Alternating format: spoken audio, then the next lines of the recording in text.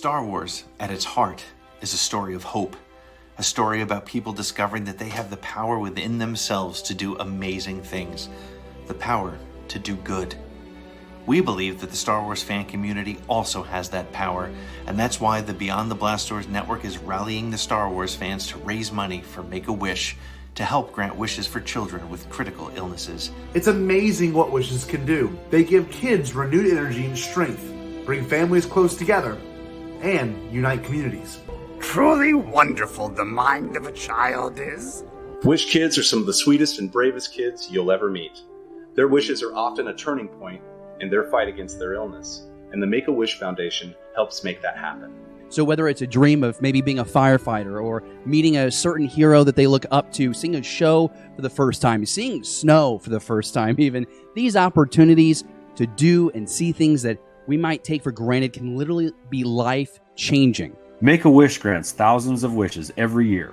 But for every wish granted, another eligible child is waiting for their wish to come true. The Force is with us, and together we can grant more wishes. Please donate today.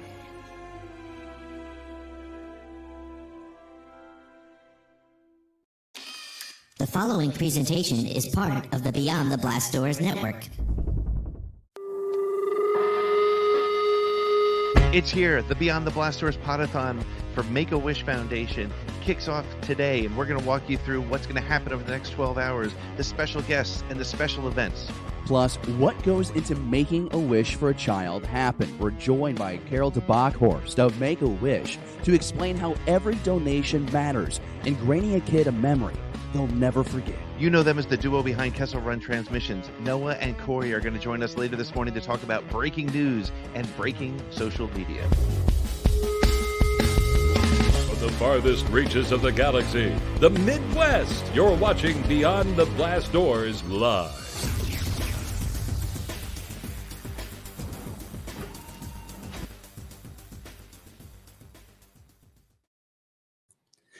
And we are live on this Saturday, September 5th. We've been waiting for this moment for 3 weeks. Yeah, exactly. Let's not lie. This came together quick. 3 weeks felt like 3 years, but man, we're here. We're doing this. We are having a blast. David, good morning. And it is different for me to be on a show with you where I'm not drinking bourbon. I'm drinking coffee. Dude, it's early, dude. I'm drinking water because 6.5 hours ago, I went to bed after discovering the first 12-pack of Oktoberfest from Sam Adams Brewery in Cedar Rapids, Iowa, baby. We're drinking a lot of water this morning. Beautiful. I feel good. It's the Pod-A-Thon 2020, dude. Beyond the Blast Doors Network making a splash this weekend, giving you 12 hours of nonstop Star Wars fun so that we can raise money for Make-A-Wish. And Pete, I'm just really excited about it because kicking off at 9 a.m. Eastern, it's 8 p.m. Central, it's something Pacific. I can't do math this early, but there are so many people joining us right now.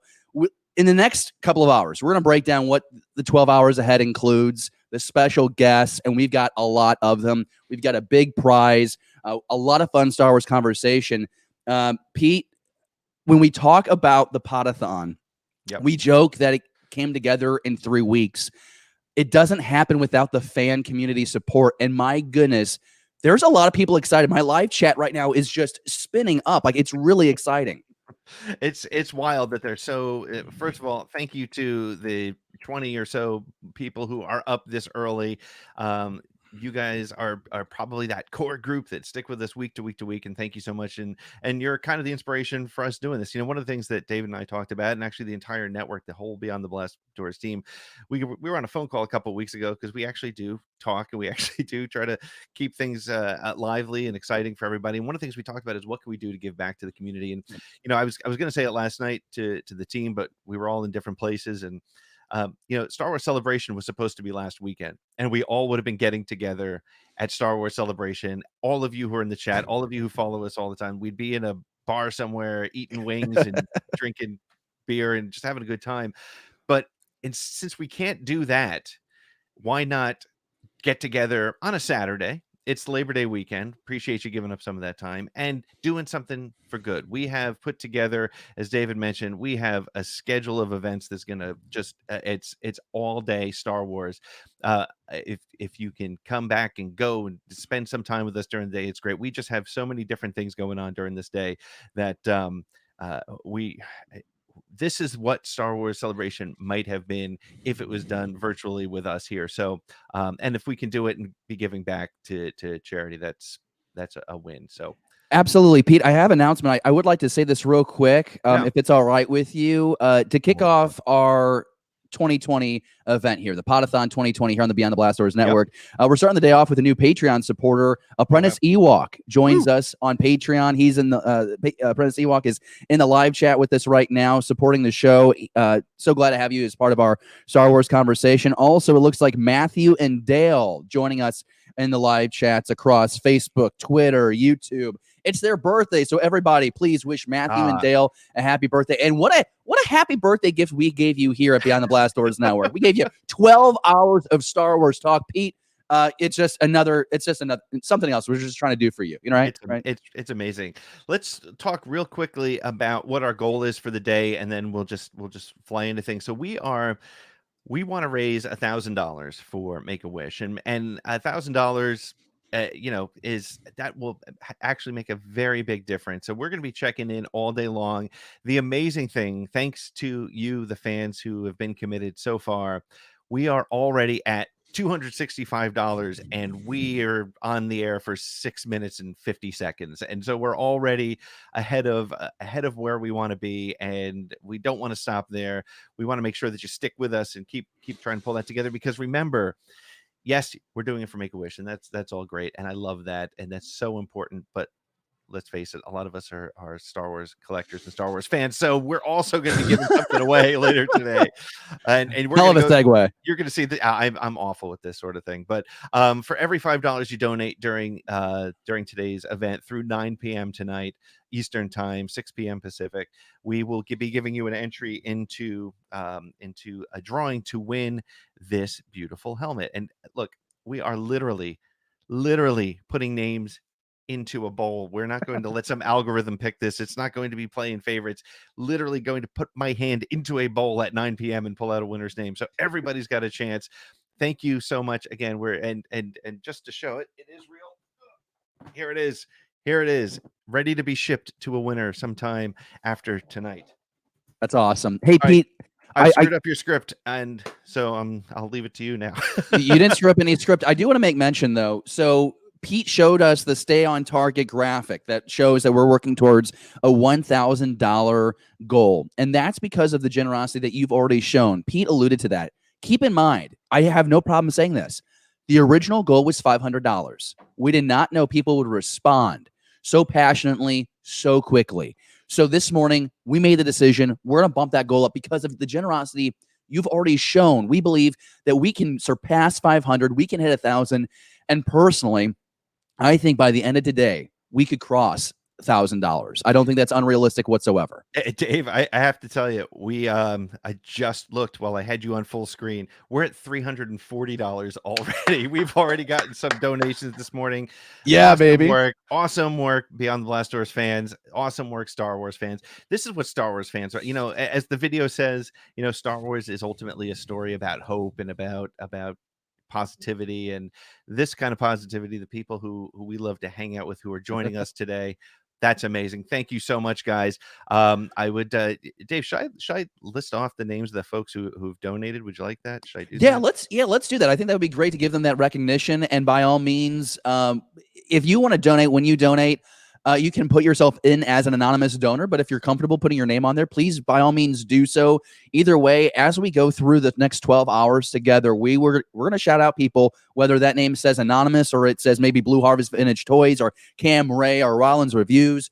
We're going to be saying your name as you donate. It's the least we can do to shout you out. And you know what? Sometimes people are like, oh, I'm not sure if I should do it. But sometimes if they see people that they recognize give, it's like that added motivation. Okay, I can do this. I'm going to give. And it can be $1, it can be $5, it could be $50. We've had a really wide range of generosity already. So, Pete, who do we have so far that's given to our cause? So far we have Josh and Andy, Chris King, I'm not going to name the amounts. Maybe we'll do that later. Josh and Andy from Holo Chronicles let us off. Chris King, anonymous. Okay. Dookie Doo, whoever that is. Thank you, Dookie Doo. Apprentice Ewok, another anonymous donor. Andrew Staley, Nick M, who I think might have been our first donation before things even kicked off. Matthew Harrington was there as well. John and Penny Bauman came in early. Mark Shabby Geek, Scotty J-Ro, our very own Scotty J-Ro. That's just the list so far, and I'm sure it will evolve over time. But thank you so much, dude. 340 already. It's a good thing we didn't keep it at 500. We would have to stop by before we even got to Noah and Corey. Well, and I just always kind of felt like we wanted to set our initial goal as something that was obtainable, and then allow people's generosity. Hopefully the way we tell this story over the next 12 hours convinces people that this is a cause you can buy into. And it's a really easy cause, right? It's kids, it's some that are terminally ill, some that are critically ill. And we're trying to help raise money so that we can grant someone's wish. When you get in that $1,000 to $2,000 range, you're able to grant some pretty large scale wishes, which is pretty cool. So that's what we're working towards today. Before we go on, because we do have Carol DeBackhorst, who's going to be here for an interview talking about, how Make-A-Wish at the local level works. So we're raising money for Make-A-Wish America today. Those dollars that we raise today will funnel through to the state efforts and impact those kids locally. We have a question though, and it's here up on our screen right now. Can we donate through Super Chat? We have that function. Well, I wanted to just say we've turned I think we've turned that function off, and the reason for it is the reason for it is we would like you to go to tiny.cc/podathon, because YouTube takes 30%. If you go to and donate directly to Make-A-Wish, they'll get all the money. So we turned that function off. It's a great idea, and we really thought about it, but the processing fees and things through YouTube would diminish your donation, so we don't want to do that. But thank you for the ask, and I'm glad you brought it up, because we'll make sure to bring it up during the day. Go to the URL that you see on the screen there, tiny.cc/podathon. That is that's the one for you to go to donate. Probably really good that we clarified that, since I was about to be like, yeah, go ahead and donate. It's like, no, wait, the 30% thing. We had this conversation. We turned it off last night. I'm an idiot. No, hey, dude, it's early. Your coffee still hasn't kicked in. It's totally fine. Yeah, my coffee. Hey, before we go on to that interview where we have Carol join us, Pete, could we pull up the slate? Can you and I go through the next 12 hours? And let's really talk about what we have planned for you today, because this is just, to have Corey and Noah join us today on BTBD Live is a real treat. I think a lot of us follow their work online, as far as, they have some insider information. They handle the breaking news. Incredibly passionate fans as well. And so really looking forward to that conversation. But right after us, you get Star Wars Explained himself, Alex Damon, talking with the Bombadcast. And it looks pretty rowdy. Pete, at one point, he's wearing an X-Wing helmet. Yeah. Yeah, I think. Well, hey, I was gonna say you can always expect something crazy from Bombad, but you just never know what to expect, which is wild. And then after Alex, and everybody knows Alex. Alex is just he's just a wealth of massive knowledge. presence. Yes. Yeah. Then at 12 o'clock, we have the Palaboys, who are in the UK. They're joining our West Coast. We're gonna have West Coast meets Europe in a live interview for our Holo Chronicles friends. And then around the galaxy, my show, I'm going to do a show with my buddies from my band Silver Colored Knob. We're just going to talk about Star Wars and music. If you're a music fan, check in, man. We'll probably we'll be talking and taking questions and taking conversation directly from inside there. Dave, you want to talk about the next one? Yeah, bounty hunting. This is something that I'm really excited about. It's a brand new show to the Beyond the Blast Doors network. Again, 4 years ago, I just wanted to do a show, a podcast to kill some extra time. A couple years later, I meet Pete Fletzer. We just want to do a show together. Then we meet other cool people. The group of us make a network, and now we're launching new shows. Bounty hunting is this galactic eBay adventure, and you will want to be there, because Josh and Andy and Pete, and maybe I'll even pop in there. Who the hell knows at this point?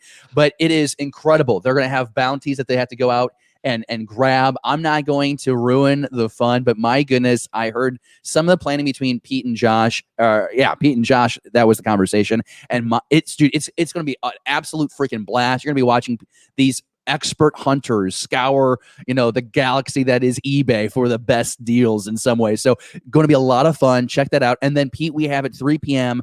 Fantha Tracks, Mark Newbold on the Beyond the Blast Doors Network. That is freaking amazing. I'm so excited about that. Mark is a great guy, and Fantha Tracks is just such a great site. And Mark graciously agreed to do a live show as part of the network for the day, which is fantastic. I can't wait for that. We're going to keep the European thing going, and we're going to have Shannon from Galaxy's Edge, Postcards from the Galaxy's Edge. She's going to be interviewing the folks behind Bespin Bulletin. So you're going to get your scoops from Corey and Noah this morning, and then you're going to hear about more of that kind of stuff from Bespin Bulletin. Dave, why don't you continue us here? Yeah, sure. So Sisters with Sabers joins us. I love that freaking name, and their logo is so awesome. They offer a really great perspective. They're a guest show here. They're friends of ours. They have such a great conversation when it comes to Star Wars. Just discovered them probably within the last couple of weeks, thanks to some of the fam here on the network, and really glad that I did because it's just they've got really solid energy.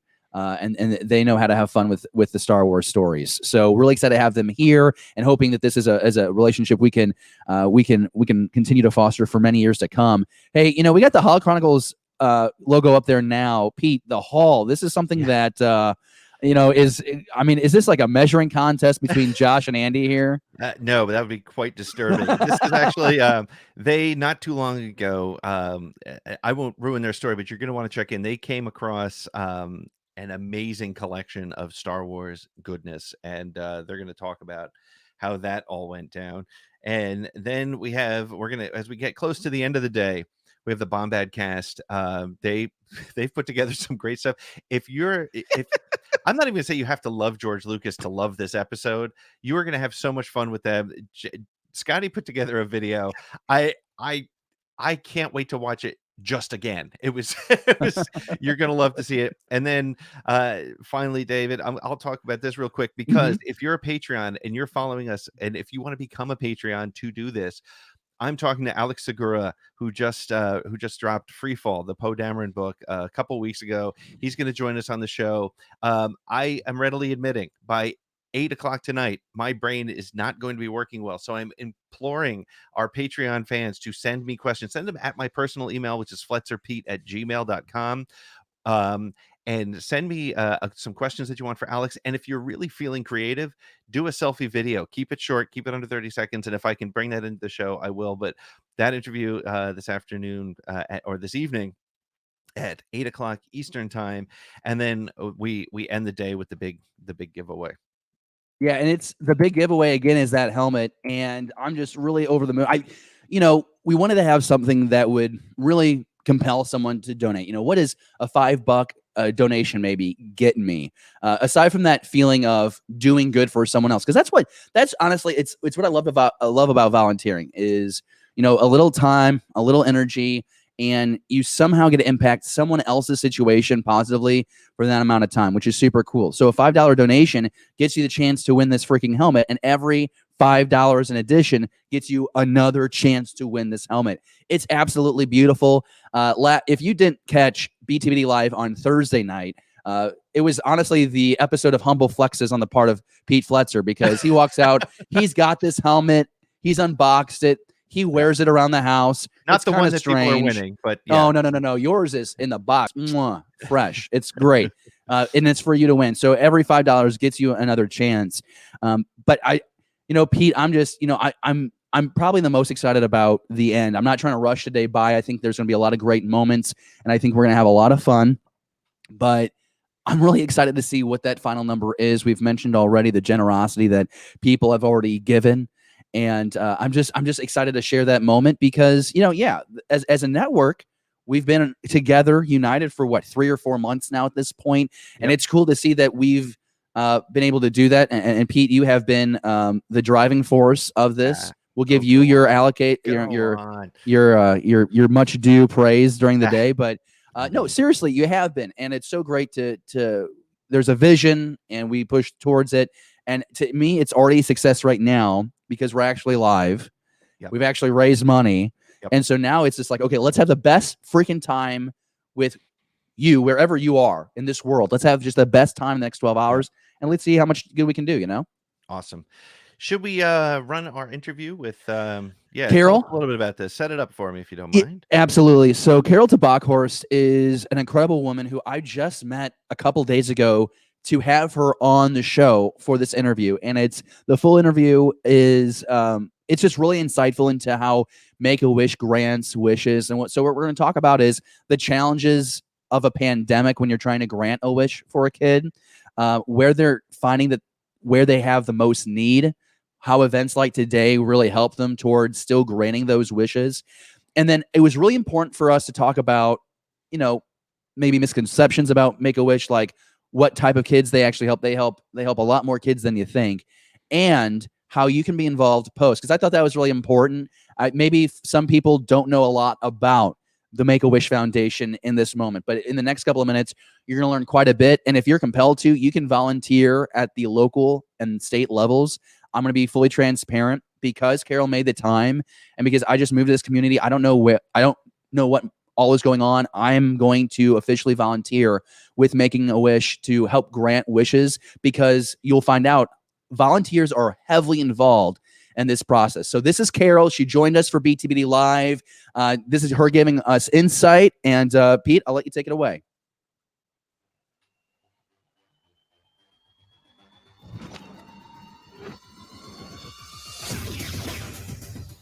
Joining us now is Carol Tabackhorst. She joins us with Make-A-Wish Iowa. She's the Director of Development. She's joining us now to talk about Make-A-Wish. We're living in a time where there's a global pandemic, but we also know that still every minute there is a child diagnosed with a critical illness. Carol, you're joining us to give us a little insight. How does Make-A-Wish still grant wishes during a time of a pandemic like this?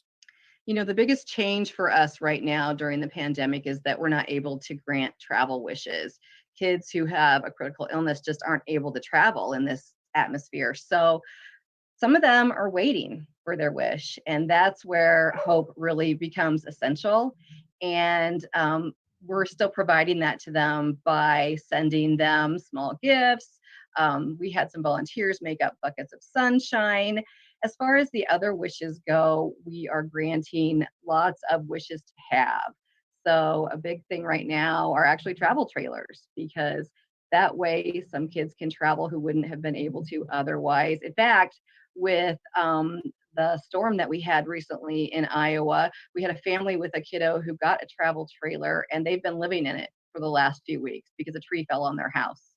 But otherwise, shopping sprees and room makeovers, swimming pools, those are the kind of wishes that we're able to grant right now.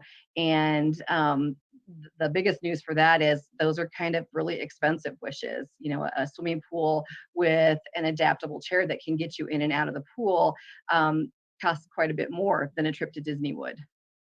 When we talk about granting these wishes, every dollar truly does count. Again, every dollar raised during the BTBD Net Pod-A-Thon on September 5th will go to Make-A-Wish. How do these dollars really work to stay local to help these kids get their wish granted? So in Iowa, right now, 74% of every dollar raised goes directly to a wish.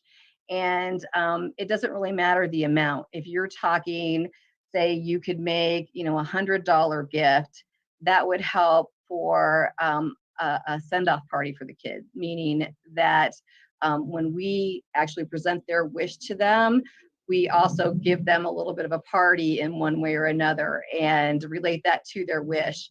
Or at the $300 level, it could offer accessories for a photography wish. At the $500 level, it might be a fancy dress for a sweet 16 or a quinceanera.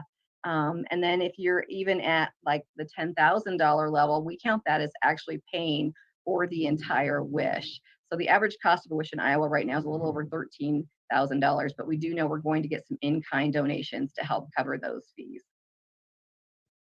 Wonderful. And I have to ask, when you get the news that you can grant a wish, how does that quite work? I'm kind of always curious. Are you waiting for like that dollar amount to hit and then that goal is achieved?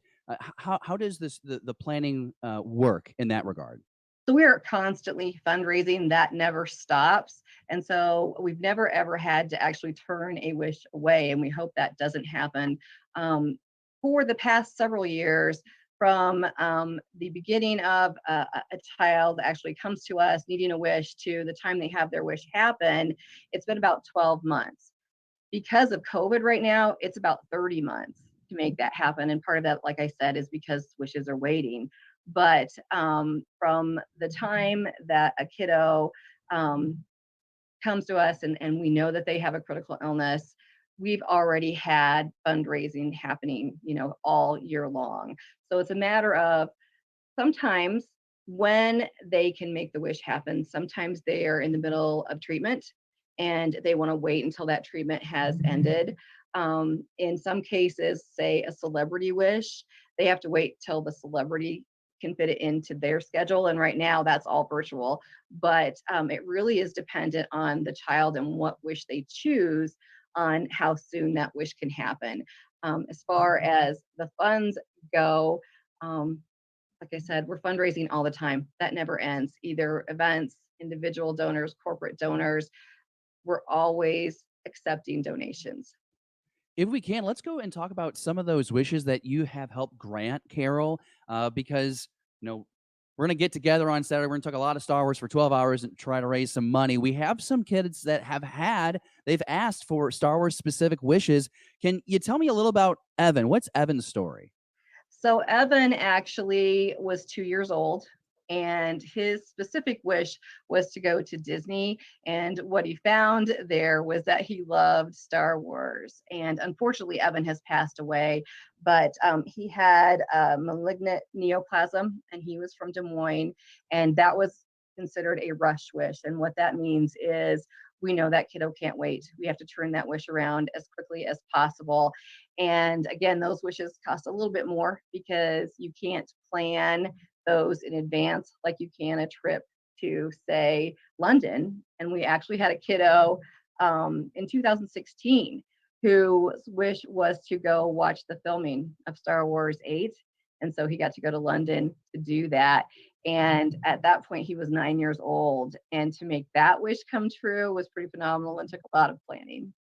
What can you tell me about Aiden? Because Aiden seems like another kiddo that he got the wish of a lifetime. He did get a wish of a lifetime. So Aiden truly wanted to meet the Star Wars characters. And so he went to Disney World to do that. He's a 9-year-old from Pleasant Hill. He is nonverbal, but he got to do the Jedi training. So him and his siblings got to do that together one at a time. And it made his trip to be able to actually do the Jedi training. Can you tell me, because I think this is a big misunderstanding, Carol, is that Make-A-Wish grants wishes for all kids. It's not a case where all these children are terminally ill. And my goodness, there are a lot, and it's so important to comfort them, but you provide comfort and joy to so many more kids. Why does that misconception exist? So I think originally when Make-A-Wish was formed, that was kind of the concept that we granted wishes to terminal children, but it has since changed so much. Now that we're granting wishes to children with critical illnesses, we're seeing kids get better. In fact, the wish is helping kids get better. We're offering them hope, strength, and joy. And we're finding that doctors are telling us, families are telling us, that the wish should be part of their treatment protocol because it really is helping them cope with their illness more. It's bringing them out of depression sometimes because kids who are in the hospital a lot, they don't get to spend time with their brothers, sisters, aunts, uncles. One parent usually is in the hospital with them while the other's at home, or grandparents or others are taking care of their siblings. So when a wish is granted, the whole family is involved in that wish because we think that's part of the healing process as well. And so we're pretty proud to be able to say the wish actually is helping kids get better. How cool is that? And I'm curious, after this Saturday, we can all continue to help Make-A-Wish and its mission to grant these wishes to kids across the country, some in our respective state, but of course, Make-A-Wish America helps kids across the country. How does someone like me, just someone off the street, get involved and help you grant a wish? There are so many different ways. Come to our events. Those have been limited because of COVID, But our biggest event of the year is coming in this fall. It starts on Black Friday, and it's called Jolly Holiday Lights. It's a Christmas light display drive-through, so it is socially distanced already. Last year, we had over 23,000 cars come through that event, and we're able to grant 80 wishes just from that event. It's kind of a tradition for people in the Des Moines area because it happens at the Adventureland campground. But for $20 a car, you can have an evening of cheap entertainment. You can even, take your pizza along in the car with you. But any of our events are a great way to help out. You can make online donations. In fact, you can set up monthly online donations and get to those, different goals of, I want to be able to grant an entire wish, or I want to be able to, pay luggage for a family that might be traveling. You can hold your own event. We have a lot of people who do external events. So they do a golf tournament or some type of coin drive. And those are always very much welcomed. And then the last thing you can really do that helps is volunteer. We always need volunteers to help with our events, but also help grant wishes, because our volunteers are our wish granters. And there is some training involved, and it does take a little bit of effort on your part. But our volunteers are the ones who go out and meet with the wish families and become the face of Make-A-Wish. So in all of those ways, you can help truly grant a wish and partner with us. Carol, I just want to say thank you so much for your time today and speaking about the mission of Make-A-Wish, what we do across the nation, what we do state by state. Before I let you go, is there anything that I have not asked you or you have not said that you'd like to include before we let you go today? Just really, I think our point right now is that granting wishes provides hope. And you hear about, all of the essential workers during this pandemic. We feel like hope is essential. And that's what we're trying to promote.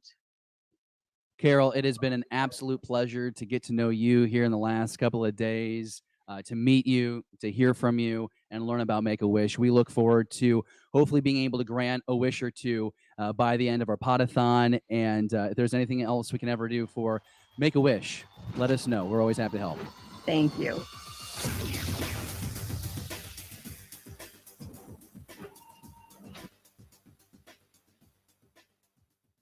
What a great conversation there with Carol from Make-A-Wish. And you might have caught on, she's with Make-A-Wish Iowa. She is just incredibly sweet, and I really appreciated her perspective, especially, Pete, when we are going through the 12 hours a day. First off, how lucky are we? This is how we get to raise money for Make-A-Wish. We just talk Star Wars. That's not hard for us to do. Right. But her conversation about we help terminally ill children, but we're also helping critically ill children too. And while unfortunately sometimes these stories end, with the kids losing their fight here, we also have great stories of perseverance and how some of these kids turn around. And there are stories out there of how some kids, they weren't optimistic about their end result. They actually make a fight back. And a lot of the volunteers that I've spoken with over the years, they say that the wish itself fills these kids with so much joy. It's like that joy starts just beating back their situation, beating back their disease. And I think that's so cool. I was really inspired so cool. when she said, I have experience in the healthcare space, and it was interesting to hear that doctors are almost prescribing Make-A-Wish as a way for these kids to beat their illness, to work their way through it. It's so funny. I mean, sometimes we end up when we say these what feel like sort of cheesy comments, but they're really, really true. Like this, the $5, the $1, the $100, whatever you donate is. I mean, how often can you just hang out, talk about Star Wars with friends, and literally make a difference in somebody else's life? The amazing thing to just think about, and again, this is the way I try to put it in my head is, we will never meet these kids. Mm-hmm. You're going to spend money, and some kid somewhere is going to be impacted positively, and that's something that you just really can't say enough about. And just it makes such a big difference. I feel like I'm a broken record, but this is really what it's about. We're raising money so that kids' wishes can come true. We're getting there. We're going to hit that $1,000 goal today. I am certain of it. And we're going to get there because of people like Super Awesome Geek Show, who just made a donation. They just let us know that in the live chat. So we're going to probably check in on the donations here in the very near future, but definitely want to say Super Awesome Geek Show, thank you so much. Always help. All the help we can get is appreciated. And I think that after that interview, you got to feel pretty compelled. This is a good place to put your dollars. I know it's a tough time right now for a lot of people with the pandemic. If you can spare 5, 15, 20, 100, if you want to make a payment of $5,000 and really get someone's attention, hey, L'chaim, let's make it happen. Well, if you're no, I'm not going to make any promises. Wait, were you about to say no, I wasn't going to make any promises. No. we really needed to find a bankroll that would match like the first 5,000. That's going to be for next year. That's going to be we have to do the first year to give people something to look at and see where we're trying to go with all this. Right. Eventually, we're going to beat out the MDA. We're going to change the world. We probably at this point should talk some Star Wars goodness, Pete. And we have been. Yes, there is a little Star Wars action happening, right? Yeah, there is. I want to start, I think, with some Funko news that we've gotten here in the last, I'm going to say like 37 hours. I think it's actually even less than that. I think we got it last night, at least. We did. Well, think about this. And maybe I'm wrong here. Last night, we get a brand new image of a brand new pop. This is the Funko Pop Leia, number 5 of 6 of the Battle at Echo Base Amazon exclusive series. Yes. But just like several hours before that, I believe we just got the pre-order link for the probe, which is number 4 in this series. And of course, you can find all this content right now at beyondtheblastdoors.com. It's where you can find out all the info also about today's Pod-A-Thon. But as you can see, we've got news. You saw videos. Andy over at Holo Chronicles also, you people, got the Lego Star Wars Razor Crest. There is a photo going around the network of my genuine reaction to when Pete just pulls up his box Razor Crest Thursday night. If you go back and watch that show, you're going to see the moment where I still have it here in the studio with me. I still have it. I just don't want to let it go. I don't want to let it go. Sorry. I didn't ask for that. That was your decision. I wasn't even trying to set that up. If somebody donates $5,000, I will pay for one for David out of my own personal. Oh my God. Okay. Well, you know what? I don't think that's inspiration enough for anybody. That is the spark that is going to ignite this rebellion. Son of a gun. We're going to get that Razor Crest, baby. Let's go. But seriously, though, the Funko Pops drop, and a lot of new people joining the conversation today, and we're so glad that you're with us. Traditionally, I'm not a Funko guy, and it's like Pete's crack cocaine. It's he has a lot of Yep, they're right there, very neatly presented in the new studio. By the way, it's gorgeous. Thank you. I'm not really a Funko guy, but Pete, there's something about the level of detail, and like there's a charm. Yeah, it's almost like my mom with Precious Moments. These things capture have a charm that you feel like you got to get them all, right? Yes, it's here's the funny thing. When on Around the Galaxy months and months ago, when the show was first getting going, one of the guests I had was the Force Toast ladies. Before Laura blew up as a giant sort of schmodown queen, and she said what has become one of the funniest lines, and my wife uses it against me all the time. She said that Funko Pops are precious moments for nerds, and she's 100% right. And I love these stupid things, and I'm trying to stop. I'm trying, but every single, as I will admit, when I saw last night when we got the new link for the Princess Leia, before I told you guys about it, I went and pre-ordered it because I wanted to make sure I didn't get sold out. So I went and pre-ordered, and then was like, "Hey guys, look, there's a new link for the next one." So that's where I'm at with the Pops. It's a real problem, and Matt Harrington is warning you. Our good friend, happy birthday, Matt Harrington. By the way, I think every hour on the hour we need to say happy birthday to Matt Harrington and Dale Dale's birthday as well. But Matt is warning you: don't go down the funk hole. Do you have any Funkos? Well, actually, you know what? I think John and Penny Boffman are watching right now, and they have been. I mean, they were one of the original Patreon supporters. I I was in the same town with John and Penny. We've been friends for a while. He sent me the Shore Trooper pop that's behind me somewhere, and I don't want to turn around too much, but I do have that one, and I think I got Krennic, and I've got the first two of this series. So I've got let's see here. I've got the Wampa. I've got the number 2, which is Han with the lightsaber ignited over the Tauntaun. Oh yes. What a great that's the thing is like iconic moments are captured here, and like it's so nice. This one just hit. It's hard to see with the glare because it's still daylight here. But this one just came, and here's the funny thing about the Funko is Matt Harrington. Look at this great thing that I have. Yeah, look at this. Look at my stuff. Look at this. Look at me. Look at my stuff. Hey, I love my stuff. Hey, But anyway, we all have our collection. Go ahead. So one of the funny things is the Razor Crest and half of these Funko Pops, they were all issued by Amazon and Lego and Funko before all the Child and Mandalorian stuff actually hit.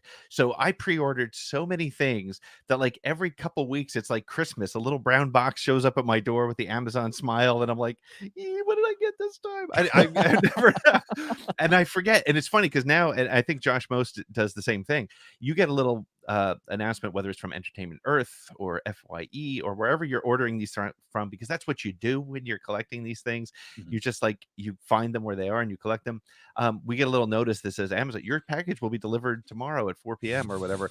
I don't look at it because I want to be surprised as to what it is. What is going on? And Josh Most says, what is this, Holochronicles? That we will never be as cool as Holochronicles. We just nerd out about this stuff. You guys actually know stuff. We're just like, this one looks pretty. Well, and that's the cool thing about coming up later today about bounty hunting. We're going to actually, over time, as long as the show runs, we're going to see the tips and tricks that he and Andy use in scouring the interwebs for collectibles like these Funko Pops. So like, I'm really excited to tune in for that. Of course, their home base is Holochronicles, a great show that drops Mondays on our channel. And they have the best conversations about collections. And they've done a really great job of convincing people to post their valuables on the internet, because they're show me your collection, hashtag show me your collection. They do this every week. You just tweet with the hashtag, and you can have your collection featured on their show. It's pretty cool. And they've had a lot of great collections, including, they have the Funkos, they have the original Kenner figures. You'll see some of the coolest things on there. I do think that StarWars.com did put out an article yesterday, which is, I think, why we got the early pre-order link for the Leia at the holo screen pop, because they're just kind of explaining how this is a new version of the pop. And keep in mind, when you have all 6 of these figures, so I'm keeping them in the box until I have all 6, but once you have all 6, they come together, the bases connect to make a really cool diorama. So I'm really excited to see what that looks like, because I have not unboxed it. I just don't understand what this is going to look like. I don't know if it's just going to be like straight, or maybe it's going to be circular, or I don't know. But these 6 come together, and again, we've had the probe droid. Now we know that we have Leia at the holo screen, the Han Solo and Tauntaun, and Chewbacca. Those are the 5 out there. I think I mentioned the Wampa, but Wampa would make 5. And we have the links to all those right now on BeyondTheBlastDoors.com. We have the pre-order links for all those. I think if you go to the Probe Droid article, we've actually we've given you the links in that article to the ones before to try and make it easier for you. But as someone who is not a Funko guy, I really like these. They're just a bit more detailed. They're a little larger scale. They're on average $22. But if you have a shelf that's missing an item, or if you have a bookshelf that needs more items, or maybe your wife has asked you to move your podcast studio into a closet to get out of the way of the operations of the home, then maybe you now have space for all 6 of these things. Go get them. They're beautiful. Go get them. I love them. They're awesome. And they're, it's kind of cool because you can have all the little individual pops, which you do, but these sort of things, these little play sets, I will say this about the play sets or whatever they call them. I end up keeping them. And again, this, I feel like I'm definitely impinging on Holochronicles zone, but my own personal approach, I would love to see in the chat what your approach is. I usually take them out. These are in the box still for whatever reason, but probably because I ran out of room, but these other ones over here, I keep them in the box. I just feel like because they take up so much space, but they look so great. That's my horrible collector's tip. If you want real collector's tips, tune into Holo Chronicles later today. All I know is that I like stuff. Like that's me. That's my collecting. I like stuff. That's cool. You're definitely like an impulse collector, which isn't a bad thing. I am. That is definitely my thing. Like all of a sudden, you can't really see them, but I realize it's funny. My daughter, who like surprises me with the occasional Star Wars knowledge that she has, like this deep knowledge. Like she's kind of, she's 11, she's a tween, she's starting, trying to. It's not that cool, but it's kind of cool.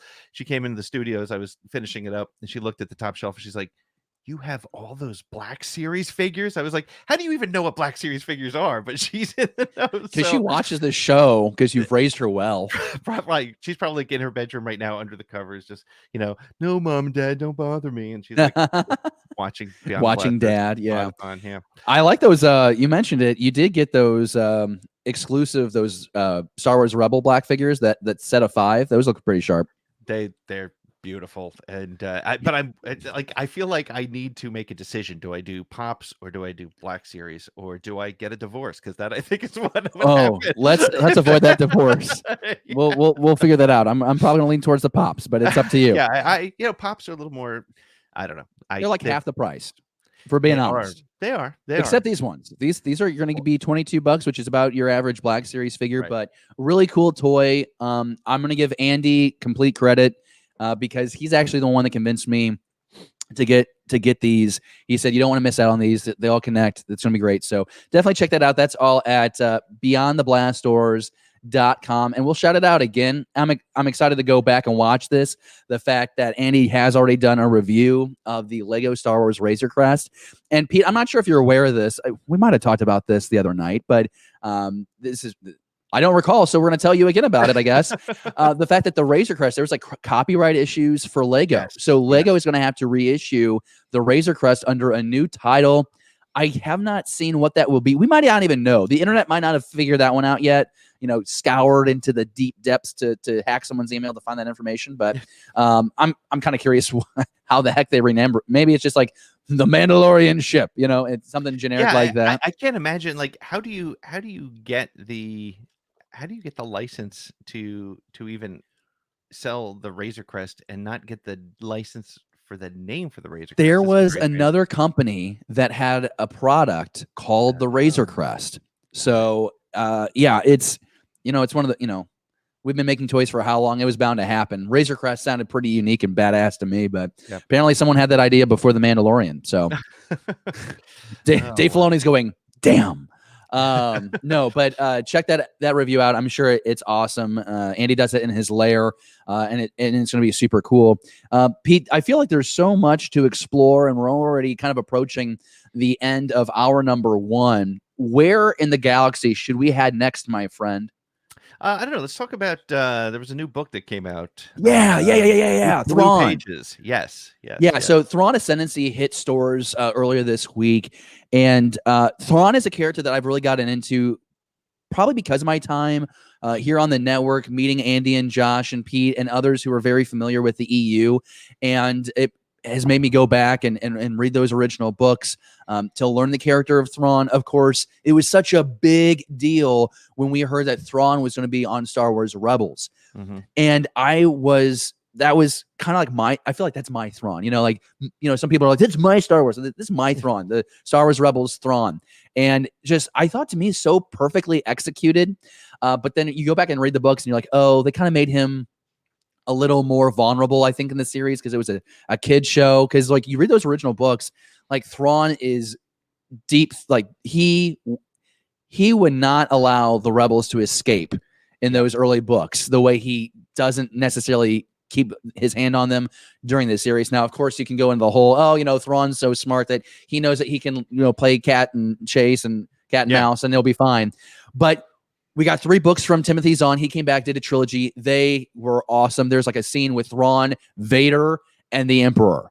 It's incredible. So it created moments like that. So now we have Thrawn Ascendancy. Wanted to give you a little background. We got Thrawn Ascendancy out this week. The first copy of this book, the first edition, all the pages are in blue trim. And it's really freaking cool. But the story itself is great. I'm not going to give anything away. I will read the synopsis, though, in case you're like, wait, there's a new Thrawn book. Yeah, it's a trilogy, I believe. This is book 1. In fact, if I lean over just like this and I carefully slide it out of the bookshelf behind me and don't knock anything. Oh, I just lost the receipt. That was a receipt. We had the receipt down, everybody. Receipt down. But I don't like to lie. I will tell you when I don't have a book or I don't have the comic. But this is the book. I have the book. There's the blue edges. I don't know how well you can see it. It's kind of bright here.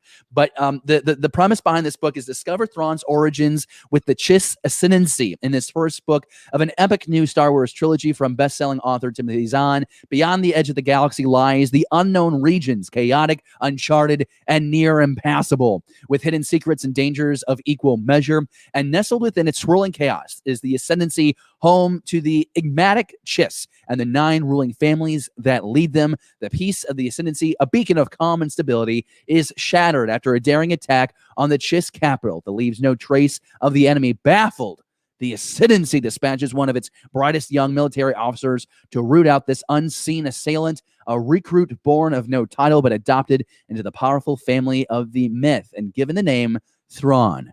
With the might of the expansionary fleet at his back, that sounds impressive, and the aid of his comrade Admiral Arlani, answers begin to fall into place. But as Thrawn's first command probes deeper into the vast stretch of space his people call the chaos, he realizes that the mission he has been given is not what it seems. This is a prequel to the Thrawn trilogy that we got from Timothy Zahn the past couple of years. He busts these out really quickly, too. I mean, I feel like it was just last year we got the third and final book of that trilogy. I think it's exciting. I'm a couple chapters into the book. I'm really enjoying the ride. It is hard to read a book of Thrawn because you're in Thrawn's mind. Yeah. I think it's great. My question to you, Pete, you hear that story. One, is that a story that excites you? It interests you? We get to play in the unknown regions. Mm-hmm. How does that story hit your ears? I'm a big Thrawn fan, and it's strange because my Thrawn love comes from. So I read the original trilogy back in the 90s, back when you were still. I think you were probably just learning to walk, and I was reading. I wasn't going to go there. Don't know why you had to, but that's fine. Call yourself old. I don't give a damn. Hey, I'll call on it. I know I'm the oldest one here, but that's okay. That's fine. age matters not. Is that what it is? Yes. When 50 years old you are. Look this good, you will not. That's what I said to seniors in college. I was like, hey, girl, you're just a couple years older. It's okay. It's just me. That didn't work either. Okay, but, hey, you were actually making a point. I was at some point, I think. So I read those books, and I really enjoyed them. But Thrawn came to life for me when Mark Thompson read him, and his voice. Now, I know, it's sort of a combination of what him and what Mickelson did for the TV show. But that... to me, that here, I really feel like I need the story to be read to me by Mark Thompson with that voice. And I said it when Mark was on the show. The highlight of New York Comic Con for me was I was sitting in the book panel, and they had all the authors, Charles Soule and Kevin Scott and Ray Carson. They were all up there on the stage. And then they said, we have one more, we want to announce our next book, but we'd like somebody to come up. And it was Mark Thompson. And he read, I think it's probably the first page or the back page of the book as Thrawn, and I was just like, that's it, that's my guy. So I haven't read it yet because I want to listen to it. And I'm a big fan of Thrawn because I feel like Thrawn is a really unique type of character, and I actually love that there's a lot of sort of understanding what's happening in his brain. And that's why somebody mentioned in the chat, I'm not going to see it here, I don't think, but somebody had mentioned I really like to believe that Thrawn kind of let himself get beaten at the end of Rebels because he's got that end game. Because I agree, to be beaten by Ezra Bridger, who looked cool character, all that stuff. Just a kid. Just a kid. And Thrawn, and now this is like totally push up your glasses and eat the eat the pizza rolls, but I don't really feel like whoa what is this? Is it too early in the morning to be what is this assault on pizza today? rolls? I had pizza rolls last night. Well, it's how I went to bed. Beer. That's right. Yeah, I mean, but I feel like Thrawn is just a brilliant character, and again, I want to see him. People are excited to see Ahsoka come to life. I want to see Thrawn in real life. I want to see that character do more. I would love to see a Thrawn show. So that would be great. You know, man, I had this hope. I just didn't know how The Mandalorian was going to play out. Yeah. But it would be really cool if somehow, I just don't think you just cannot do the story of how Thrawn escapes the ending of Rebels in The Mandalorian. I just don't think the budget would allow for it, because visually it'd have to be something special. They're gonna have to show you how the heck they get out of hyperspace. jumper space. But I was really hoping that Thrawn would be in that series, but the timeline just doesn't work out. Right. Yeah.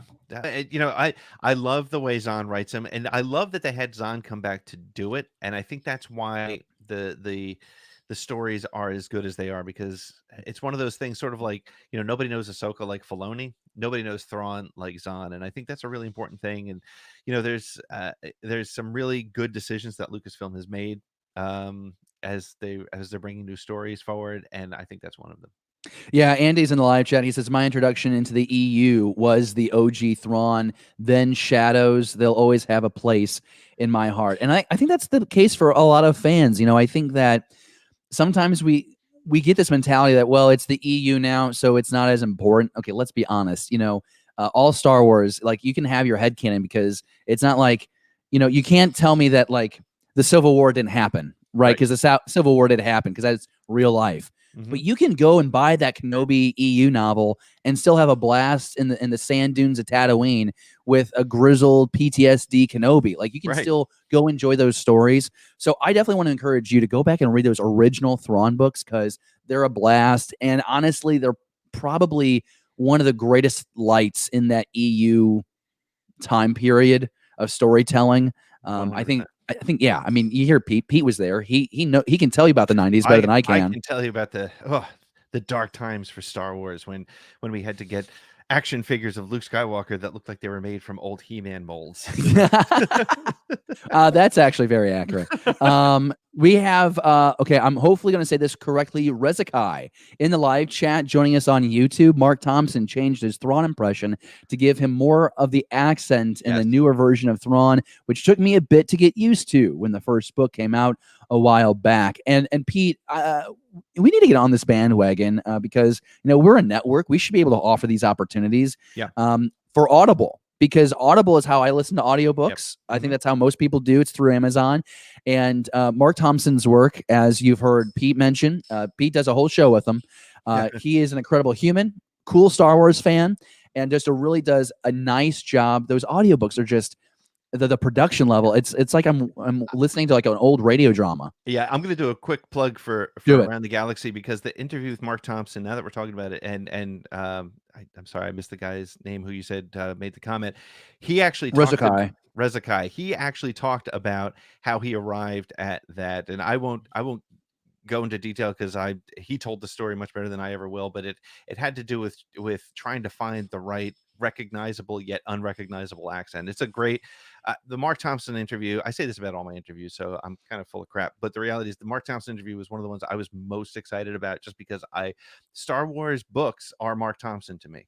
I'm the first to admit I have the attention span of a housefly, so reading a novel it's hard for me to get through it, and listening to him to it, and as David was just saying, the production quality of these things is fantastic.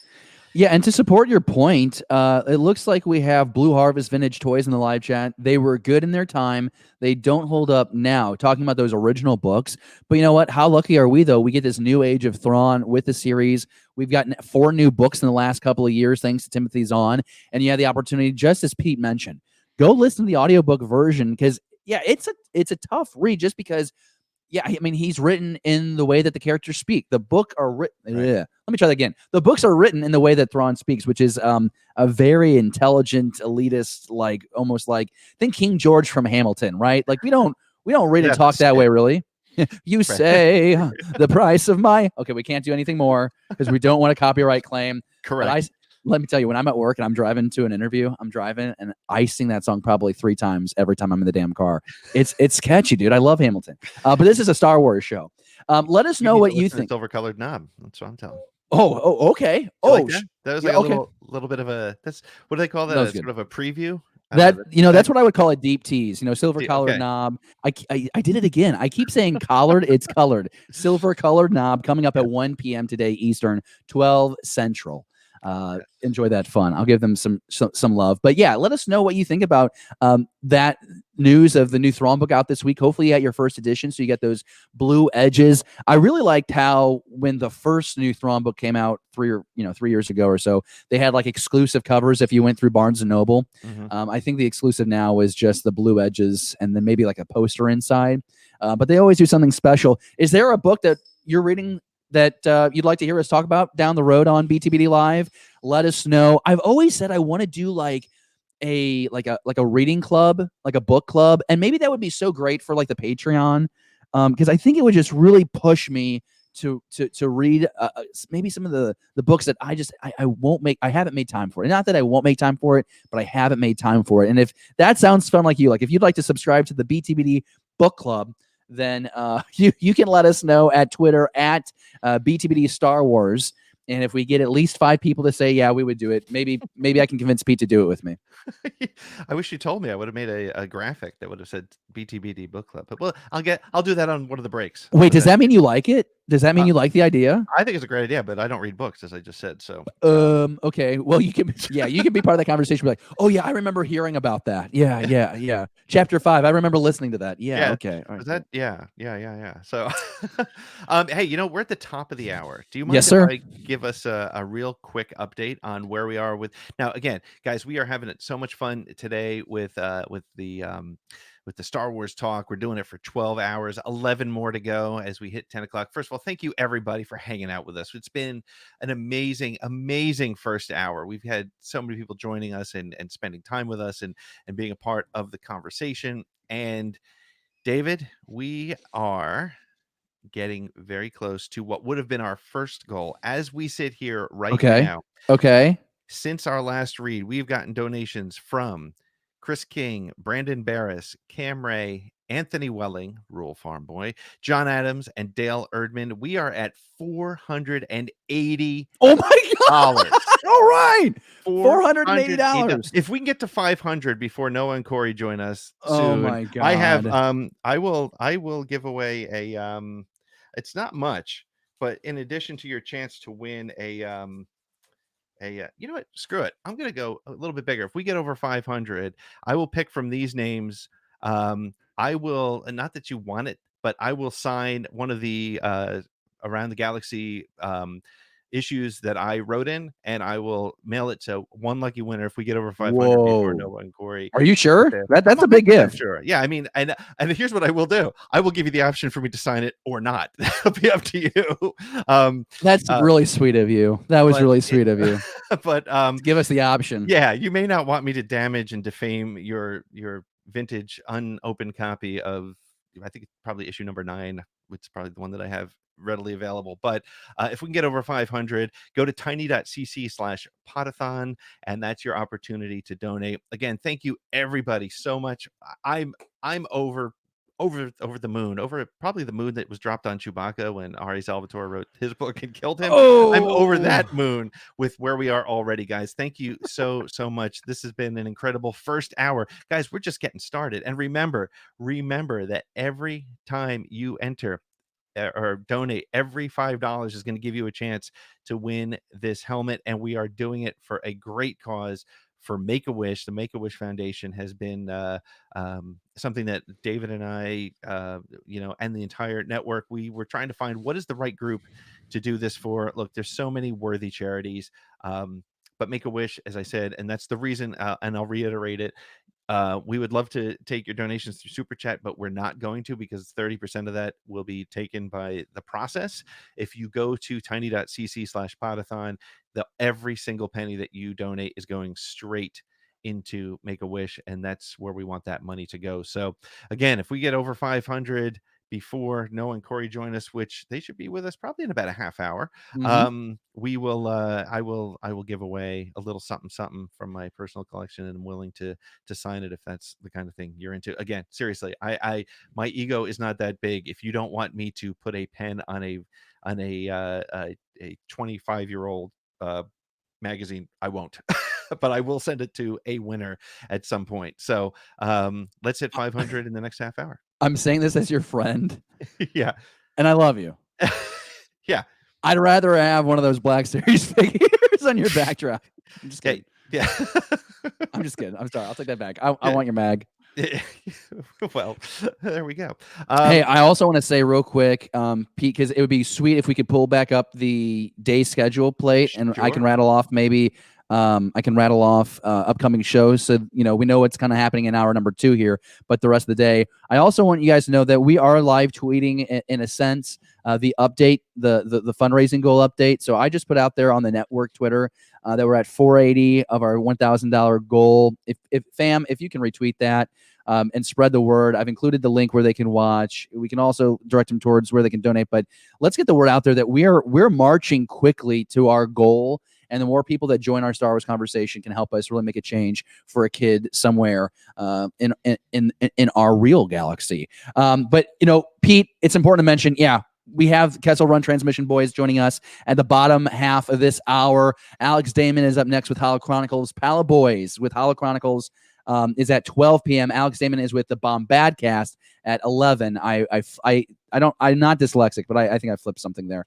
And then Pete, is it a jam session at 1 p.m. with Silver Colored Nom? No. We're just going to talk music. We're going to talk about Star Wars and the influence of Star Wars in the music that we like, and just have a great fun conversation with myself, David Drennan, and Scotty J. Rowe. Very cool. So you have that at 1 o'clock. 2 o'clock is the debut of Bounty Hunting, which is as far as like a Star Wars conversation, I think I'm hyped about the most. Hey, it's what? You said Bounty Hunting. Let me run the commercial for that. Can we just run the commercial? I'm sorry. It's a sexy trailer, if I can say that. I don't think that will get me flagged. It is a sexy trailer because Josh, I don't know. Did Josh? I thought Shannon did it. Did Shannon do it? It was a group effort. That's the beauty of the network. It was a group effort. Pulled the resources together. So here's a preview for those of you who want to see it. 2 o'clock this afternoon Eastern Time, 11 a.m. Pacific.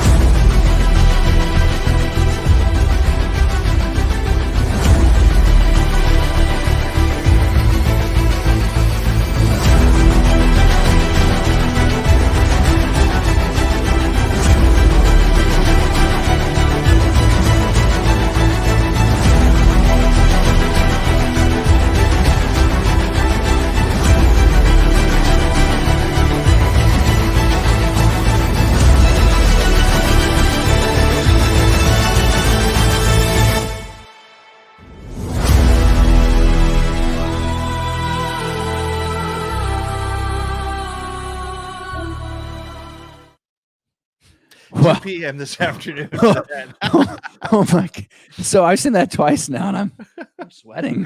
Oh my God, that was hot. That's a really impressive hey, do you want to play the intro I made for this live show real quick and compare the production value? I'm kidding. Don't do it. Don't do it. That but doesn't that look like exactly what that show is about now, though, don't you? I mean, we're gonna scour the galaxy for those buys. And so is it you, Andy, and Josh? It's me, Andy, Josh, Jerry, and Scotty from Bombad, that's why we guarantee it's going to get weird. We have 5 people who are all going to we're just going to have such a good, and I'll tell you a real quick story as to where it came from. I was doing one night, Bombadcast was doing their show. They kind of contacted me last second to be a guest because they were just doing a live night, or I don't know, whatever it was. And I ended up on it, and we were talking about collecting. And me, Jerry, and Scotty just started like digging around eBay, finding the weirdest stuff we could find. And we just started sharing it up on screen. And the next day, Scotty and I were like, we should do a show with this thing. And it was actually before the network even started. And we finally got to it. And so that was the genesis of it. But Josh and Andy, as our resident collector experts, have created a show that after it's piloted today, if all goes well, we will make it a game show for our Patreons, and also for our regular listeners. So it's going to be fun. It's going to be weird and fun. So I'm super excited for that. And yeah, the list of shows really does continue. As you go throughout the day, we mentioned it already. Fantha Tracks, Mark Newbold joins us at 3 p.m. We've got Bespin Bulletin joining Postcards. Shannon, who made that trailer that I'm still drooling about right now. Sisters with Sabers at 5 p.m. as a guest show. Pete, can we talk about that for just a second? Sure. This isn't just the Beyond the Blast Doors Network in a sense. We've got friends in the fan community that have agreed. They believe in what we're trying to do, and they're like, yeah, we'll do an hour. We're going to do a show for this effort. Yep. How cool is that? I mean, it's great, and it's also just fun to have really kind of fun and cool shows. I mean, I've been a fan of Fantha Tracks for as long as they've been around, and Sisters with Sabers is relatively new.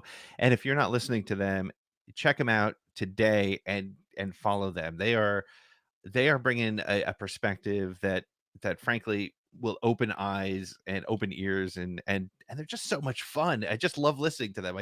It's one of those shows that it's got an energy level that I think we're missing today right now, David. I think we need to up that game. Yeah, we need to really up the energy. And I got to tell you, what they do is something that it makes me feel like, what can I do better? It's one of those Star Wars conversations that everybody follows. Like they are one of the staple shows in the fan community, and I feel like we're always trying to up our game so that way we can give that same quality to the Star Wars community. I think we have breaking news, Pete. Yeah, sorry. Pete, I think we have breaking news. Do you have the graphic ready? I have the graphic ready. I need to. Here we go. Wait. All right. a second. Well, fam, it took us an hour and 11 minutes, but we already have surpassed the original goal for the Pod-A-Thon 2020 here on the Beyond the Blast Doors Network. Thank you so much for your generosity. We are at $530. We have surpassed $500. Our milestone was increased this morning because of your generosity, and you proved us right. Yep.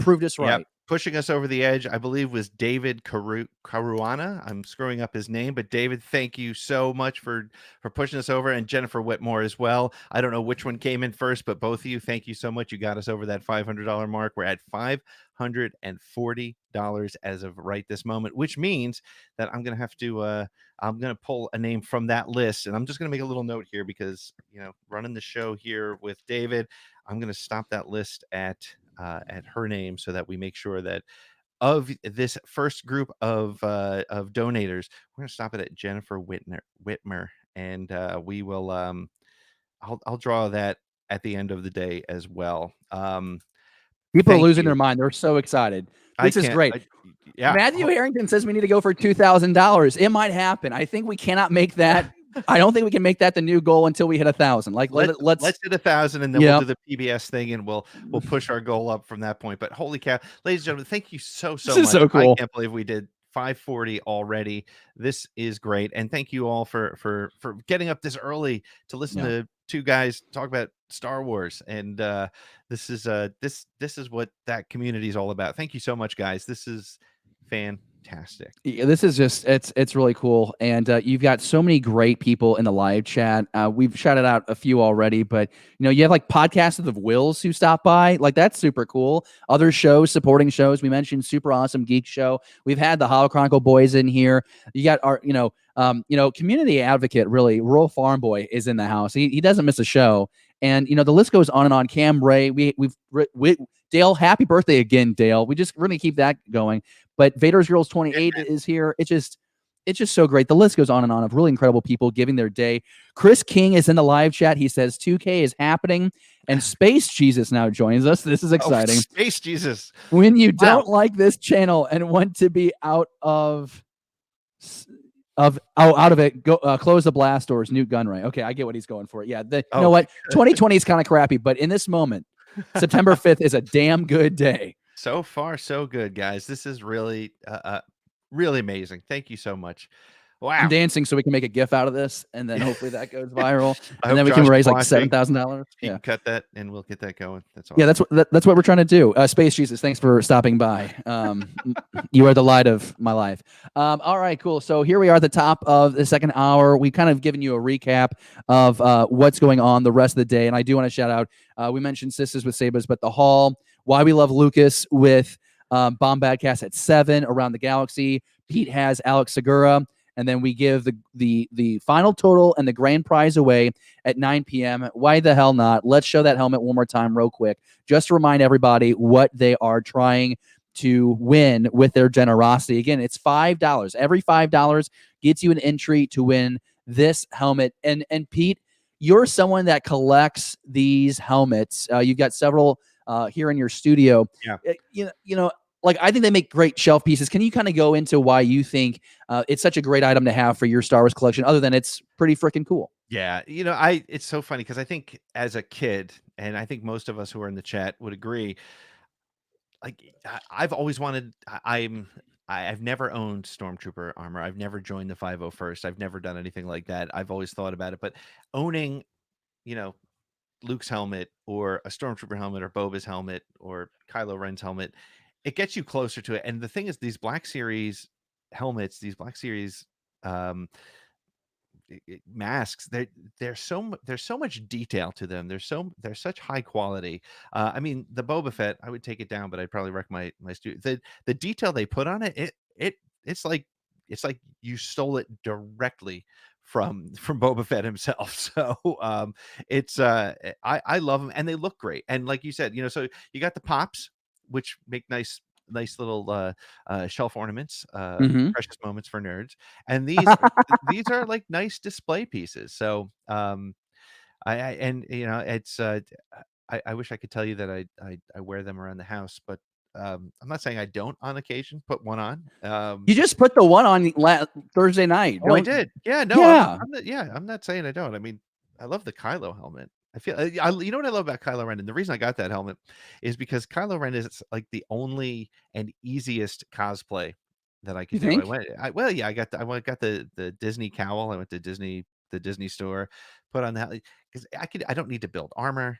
I can wear boots. I have black gloves, and so how hard is it to do a Kylo Ren cosplay? Okay, yeah, all right. I'll give it to you. It's probably not sanctioned. I feel like you could really rock like Force Awakens Han Solo, because you got that's not even meant as a slam. I dude. know where you're going with that. I know. No, you just you can do that. Like, I can see you in the vest, kind of grumpy, kind of grimace, Well, when I went Chewie, to, we're home. when I went to Galaxy's Edge, I had to get the green milk and just drink it like Luke did from the thalassiren, and just like let it drip down my beard a little bit and just be like, that's nasty stuff. So yeah, so we're cruising along. We are having a great time. We are at $540. Amazing, people, really amazing. Yeah, so win a helmet. And it's the cool white. That's the other thing that I like about this one. I didn't think I would like it. I was kind of like, really, a prototype. It's just white. Oh my god, it's so cool. It's sharp. It is really sharp, and the detail, like I said, it's insane. It's insane. So definitely worth your generosity. So again, $5 is a chance. Yep, just getting the email from Make-A-Wish congratulating us on raising. I'm gonna read this thing off real quick. We just unlocked a new badge by raising $500. You have unlocked another Wish badge. Amazing. This $500 can provide a Wish kid with a deep sea fishing excursion. Whoa. There is one more Wish badge to go. Next level up is 1,000. So that's really cool what Make-A-Wish does. As you you set a goal and you get closer and closer to your goal, it kind of quantifies, okay, so for this amount of money you've already raised, this is what we're going to be able to do for a kid. We're going to be able to give a child potentially a wish that is equivalent to a deep sea fishing excursion. Amazing. Okay. I'm gonna say that's a victory for all of us today. Like, I'm absolutely. I'm so proud of that. Like, I thought, like, honestly, I didn't know. Maybe we could get like a lemonade stand for a kid. I didn't know what we were gonna do. That's amazing. I want a deep sea fishing excursion. That sounds awesome. So here we go. I'm very curious now to see what $1,000 unlocks. That's gonna be a lot of fun. I think we're gonna get there. I think we are. I think we're gonna surpass it. There's people in the live chat that want us to go for $2,020. So I think that's interesting. Do we want to take some live chat questions or not? Yeah, live chat questions, or do we want to go into like we got that Lego set that dropped the other day? I feel like a lot of people here could have a hot take on that. We have the John Boyega interview that dropped a few days ago from GQ in the UK. Where do you want to go, Pete? I mean, we have options, and we wanted to do this in a way, we wanted this show to be flexible because we know that we have Corey and Noah coming up here in about 10 minutes. And so, what shall we do? What shall we do, Pete? Why don't you take some questions from the see what we get in the side? Sure, absolutely. So not to toot our own horn, Vintage Toy Rush just commented. He says, "Hey guys, you're doing an amazing job for an amazing cause. Thank you for those kind words, and thank you for your kindness that you spread." Let's do this. Space Jesus just commented, "Stepping on a Lego is comparable to 5-degree burns for Anakin on Mustafar." That's funny. Okay, so we got some live chat. If Jon Favreau took over Star Wars and Disney, there would be a better world. That's not a question. That's a statement, but that's okay. We tried. We have who is the next to take the helm of Disney? Something about, man, this is making no sense at all. Yeah. My goodness, these questions are not well written. So, okay, so who is George Lucas's successor? Maul screaming Filoni. I think that people would typically agree with that as far as like the Padawan, now the master. Filoni is like the next guy up. But as far as like who's leading that creative process for Star Wars once Kathleen Kennedy steps back, not sure, Pete. I mean, that could be the story group taking a more hands-on approach. We know that they're kind of more like consultants.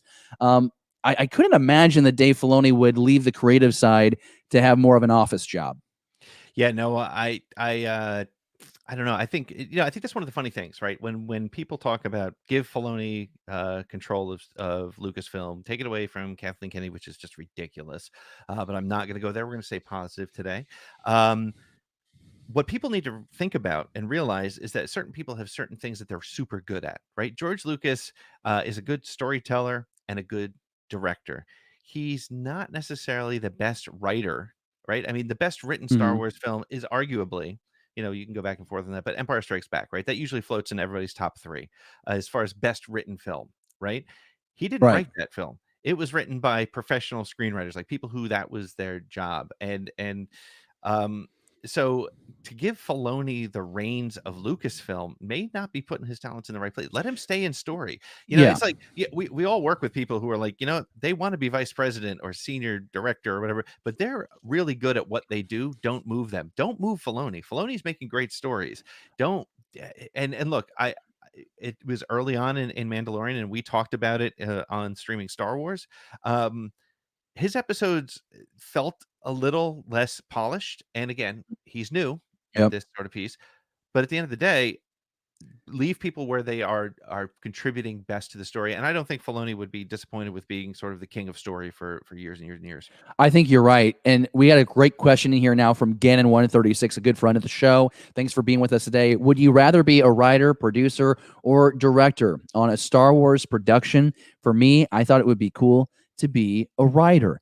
My initial reaction to this question, and I'm going to be honest with you, Gannon, I would probably want to be the producer or the producer probably gets you the least amount of backlash, right? If it's not good. And that's my thing is the audience is so hard to impress. I'm actually, you know what? I'm going to answer this. There's no guilt here. I want to be the director because I really do like to be behind the camera and frame a shot. You have a lot of pressure with any kind of product. You want people to like it. So yeah, I'll be the director. Pete, I'm making an assumption. I feel like you could write a Star Wars something. I think I would prefer to be in the writing spot. I don't know enough about directing. Producing is a lot of work. I don't have that kind of mindset, but I think writing would be great. This is 3 weeks, man. I think you're not bad. Yeah, we're doing okay. You'd be a great writer. Yeah. So I would love to write. I think that would probably be the best place for me. You got to find your spot in the Star Wars universe, and just a regular guy trying to make his way through the universe, right? Is that what it is? Yeah, I think that's what it is. And by the way, Duel of the Fates, a fan fiction, Pete Fletzer, it's on his website. Is it on the Beyond the Blast Doors website, or is it just on your personal? It could be. We probably should put it over there because I'm gonna probably kill PeteFletzer.com at some point. Okay, cool. So definitely check that out. Let me see here. Semper Fi Danny joins us. Semper Fi Danny also joined us on Patreon on Thursday night. Super appreciate her support. Does John Boyega's scathing comments about The Last Jedi Ryan implied put Rian Johnson's supposed trilogy in jeopardy? I don't think so. And I think we got to be really careful about how we describe John Boyega's words. Pete, correct me if I'm wrong, but I really liked the message that we put out there when the interview dropped. Don't focus on the what, focus on the why. Yeah. And, he's not saying anything to us new. Like a lot of us did think that there were a lot of like wasted opportunities after The Force Awakens because The Last Jedi didn't fit the tone or the look. And then I think a lot of people would agree that the Rise of Skywalker is a little bit of a rushed job. But John's why is not because it ruined his headcanon, or it's not because, Rey didn't have a double-sided blue lightsaber. It's the fact that Disney promoted diversity in this new trilogy as a strength. Right. And it comes across now as checking boxes because John Boyega himself is saying, Disney checked boxes. They promoted a black character as having a significant role, and then that character got brushed aside. It also happened with Naomi Aki. It also happened with Kelly Marie Tran. And so I think it's really important that we listen to the why. And Pete, it's kind of a thing where we all said we can all do better in this conversation of being more inclusive.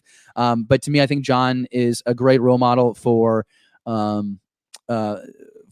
anyone looking to Hollywood. I think he said some really important things that need to be said. And I think he's a guy that's actually going to do something about it. Yeah, and again, I think that's the key point, and I really hope, and I'm positive that it'll work out. Well, I'm hopeful that it'll work out, but this should not be fuel for people who didn't like The Last Jedi to say, "See, I was right," and it should not be fuel for people who did not like The Rise of Skywalker to say, "See, I was right." It should be fuel for you to stop, take a moment, and think about what truly working our way through the systematic racism that is pervasive through our culture, what it means, and look. I'm not going to blow this out of proportion, but I got out of that. I understood it from a different point of view, and I think that's number one. That's the first step. Yes, go make change. We should all go make change. Be positive. Be a positive force in the world. Don't be negative. But you absolutely have to understand where it's coming from, because a lot of times, and I think this is sort of this, and I'll be careful not to go too deep into this, but sometimes you have people who are trying to do good, but they just don't understand the problem. So reading the perspective of John Boyega is fantastic. Reading, listening to what he has to say and others like him have to say is the most important thing you can do. So read the article before you comment on it. Make sure you understand his perspective, and don't use this as another Rian Johnson sucks, J.J. Abrams sucks fight, because that's not what this is at all. It's not about defending our issues or our loves for that sequel trilogy. It's just not, man. This is a human issue.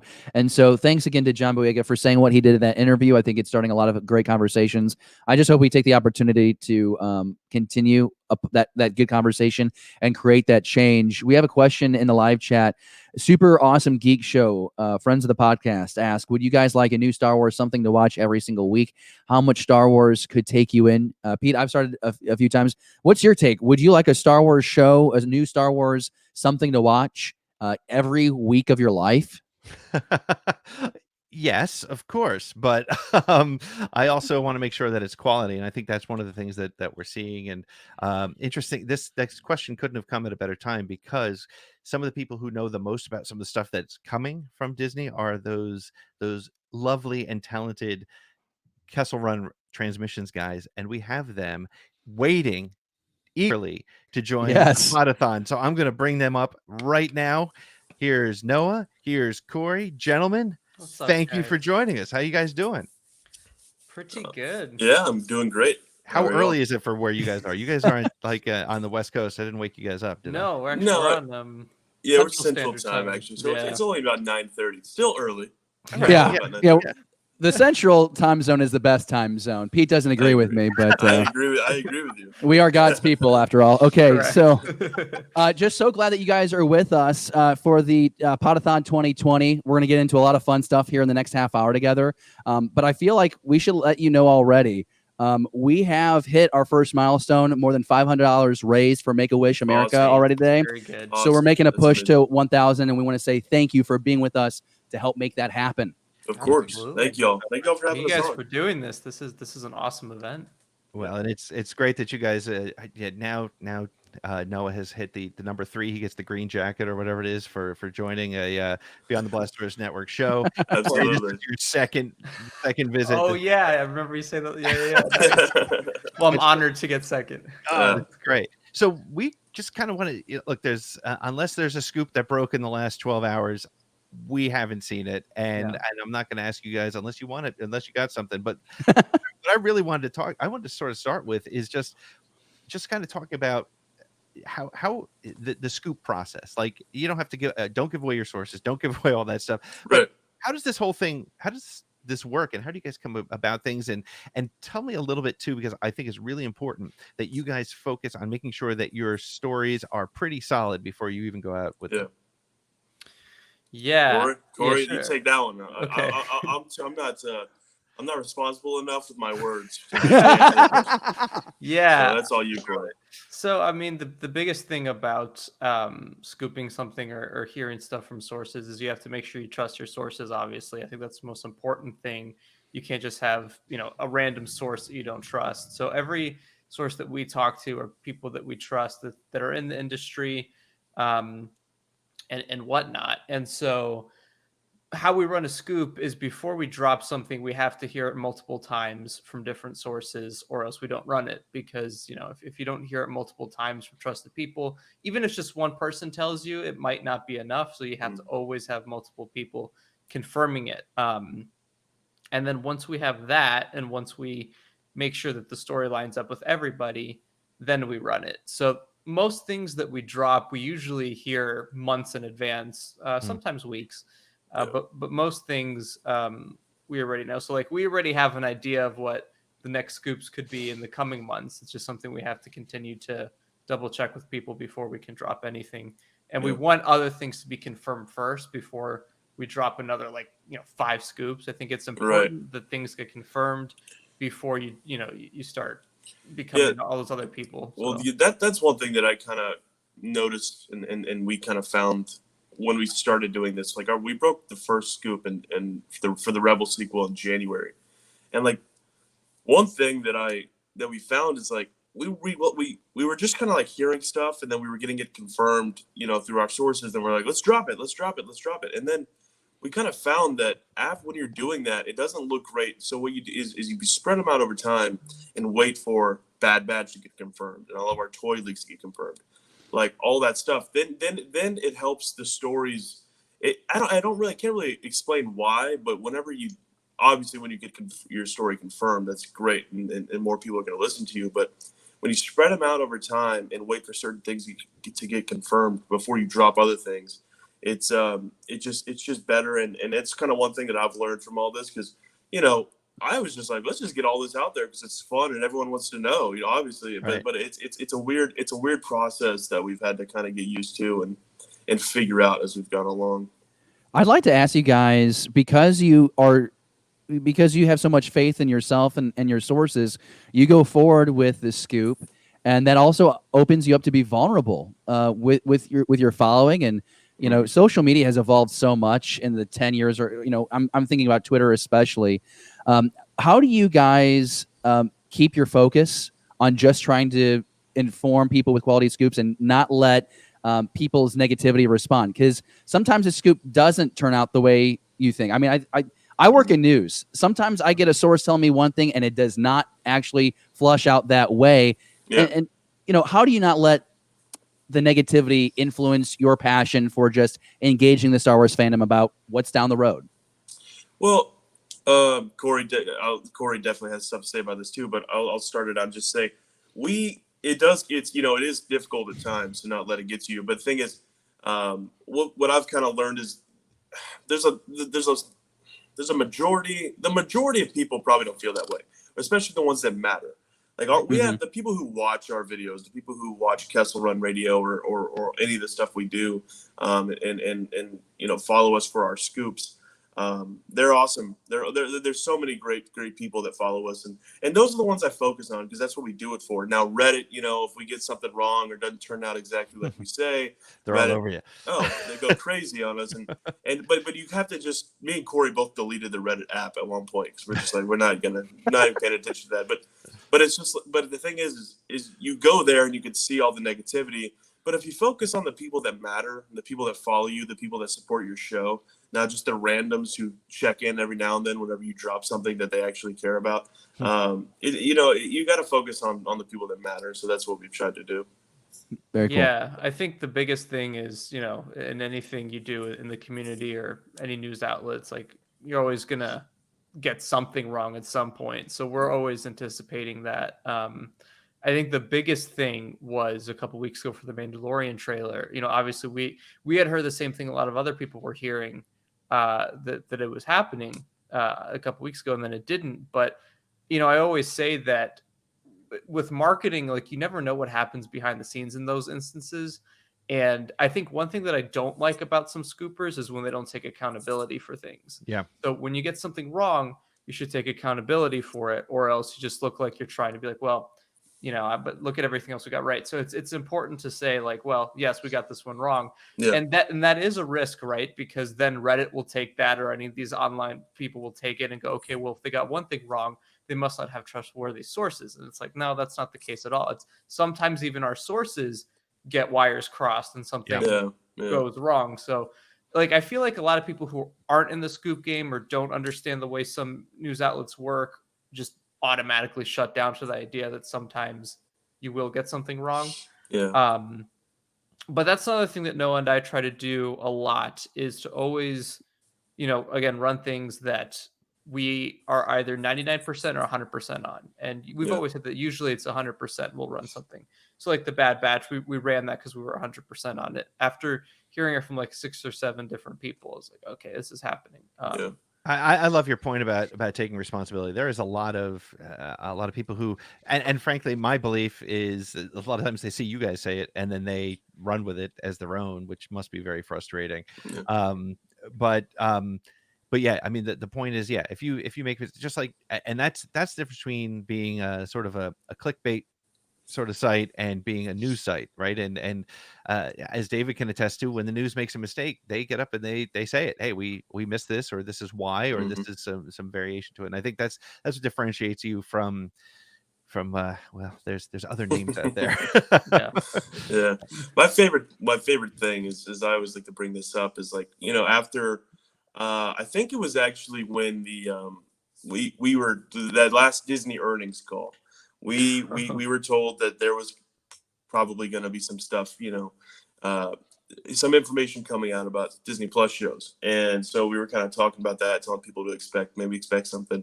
And it didn't happen, which is, those things are super unpredictable, those calls, And one of my favorite things is somebody was like, I think they just guessed on the Bad Batch scoop. And I'm like, you think we would guess that there's a Bad Batch series in the works? Who in their right mind would ever think that's going to happen? I don't even think it should be happening. That's you know what I mean? So he's not wrong. Well, it's funny because I just saw this in the comments, and I've addressed this on Reddit before, but it seems like I addressed this so much that it doesn't matter how many times I say it. It's like people don't believe it. But back in January, I put out a video talking about how Hasbro was going to start making a lot of Clone Wars products again. But then people started taking that they were coming back with their animated line. And I was in the video, I wasn't sure if that was happening or not, which I said multiple times in the video. I'm like, I don't know if these are going to be realistic style or animated style. I explained how a couple sources said that they're leaning towards realistic, and then one source said that animation was a possibility. And then, of course, when all those figures get revealed, people are still under this impression that I only said animated. And so that made that invalid. But like every figure that I talked about on that scoop was just revealed, like that Cad Bane that was just revealed, the Ahsoka, all of them. And there's still this really weird, like it's a constant comment I get where people are like, yeah, but you were wrong about that Clone Wars figure scoop. I'm like, dude, watch the video. That says a lot to me about people's understanding about the way Star Wars is evolving, right? I mean, Rex is, or some clone will be appearing in Mandalorian. That'll be the first time we get that in real life. You had the entire, hey, a Clone Wars action figure they've been out for 20 years because we got those from the prequels, right? Right. So the new ones that are coming out, they're not necessarily going to have that animated look, and that's one of the cool things about where Star Wars is right now. Hey, if I can ask this real quick though, because I'm really excited about the scoop you guys did have about the Rebels spinoff, and maybe you haven't heard anything more, but I think we're on the same page. I'm not a big Bad Batch fan. Like, I'm gonna watch it. I don't really care, but the Rebels spinoff thing has me really excited. Have we heard anything more with it, or can you just kind of tell us where your general excitement is with the fact that we're gonna get that story? Yeah, I'm extremely excited. I love the characters that Rebels introduced. I like Rebels. I think at times it kind of veered off its path, but I think overall it's a great series, and I think the character of Ezra and Sabine and Hera and Kanan is one of my favorite Star Wars characters of all time. So and I'm extremely excited to see these characters come back. But anything new? Not really. Nothing we could really talk about, but I'm extremely excited for the series, and I think it's going to be something special. Corey, what do you think, though? Yeah, I mean, I'm obviously more of a Clone Wars fan, so Bad Batch is something that is really high up on my list to get excited for. But for the Rebel sequel, yeah, I mean, I wish we had more to talk about with it, because obviously we ran this back in January, nothing's been confirmed yet, and obviously we're in September, so 9 months later is a little bit weird for us. I don't know. I checked with my source again, or multiple sources who have told us about the Rebel sequel, and they all say that they don't know what's going on. They don't have any updates. So I don't know what's going on that front. We had heard that it was going to come out this November. We heard that, I think, in March of this year. So we were pretty convinced that this was happening soon, but obviously it hasn't. So I don't know if they're delaying it because of COVID. I don't know if they're delaying it because they don't want,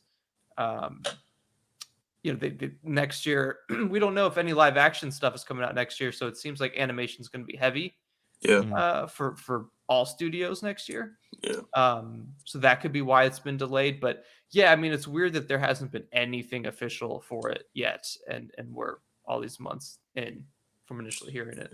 Let me add this. Like I'm in a new apartment right now, which is actually Corey and I's apartment, and I'm moving in. So I don't have my setup, so if I sound bad or anything, like, I apologize. No, you sound and look great. You sound great. All right, awesome. So that was what he wanted to say. He wanted to I was waiting for the. I thought he was about to drop in with a scoop. And man, it's true. George Lucas is rewriting the sequel. But hey, so the live chat is going crazy. They're asking questions about the Mando trailer, and I can't let you guys on without asking you. So what do you think led to the confusion? Maybe you can tell some of the story on that so people understand, and also have a better feeling about when we get future scoops. Like, because we were convinced it was going to be day X and then Y and then Z, and of course all this is out of everybody's control. But go ahead and tell us a little bit about that story. Yeah, I don't know. It's weird because like we heard a lot of things from our sources about why there's been a delay. And it's something we can actually like say, because I don't know how many people would actually believe us if we did. Because when I initially heard it, I'm like, really? Yeah. It's a reason that has nothing to do with the quality of the show, why the trailer's been delayed. It's purely Take that, Grace Randolph. It's purely a marketing thing. It's they're trying to figure out the marketing for it, and it's clear why they dropped that.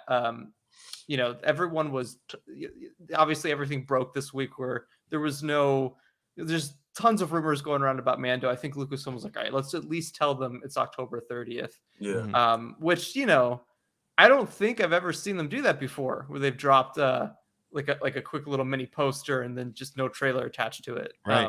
But yeah, I would say that there are definitely reasons why that trailer hasn't come out.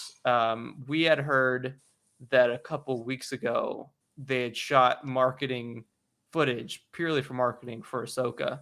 Yeah. And that's what I was about.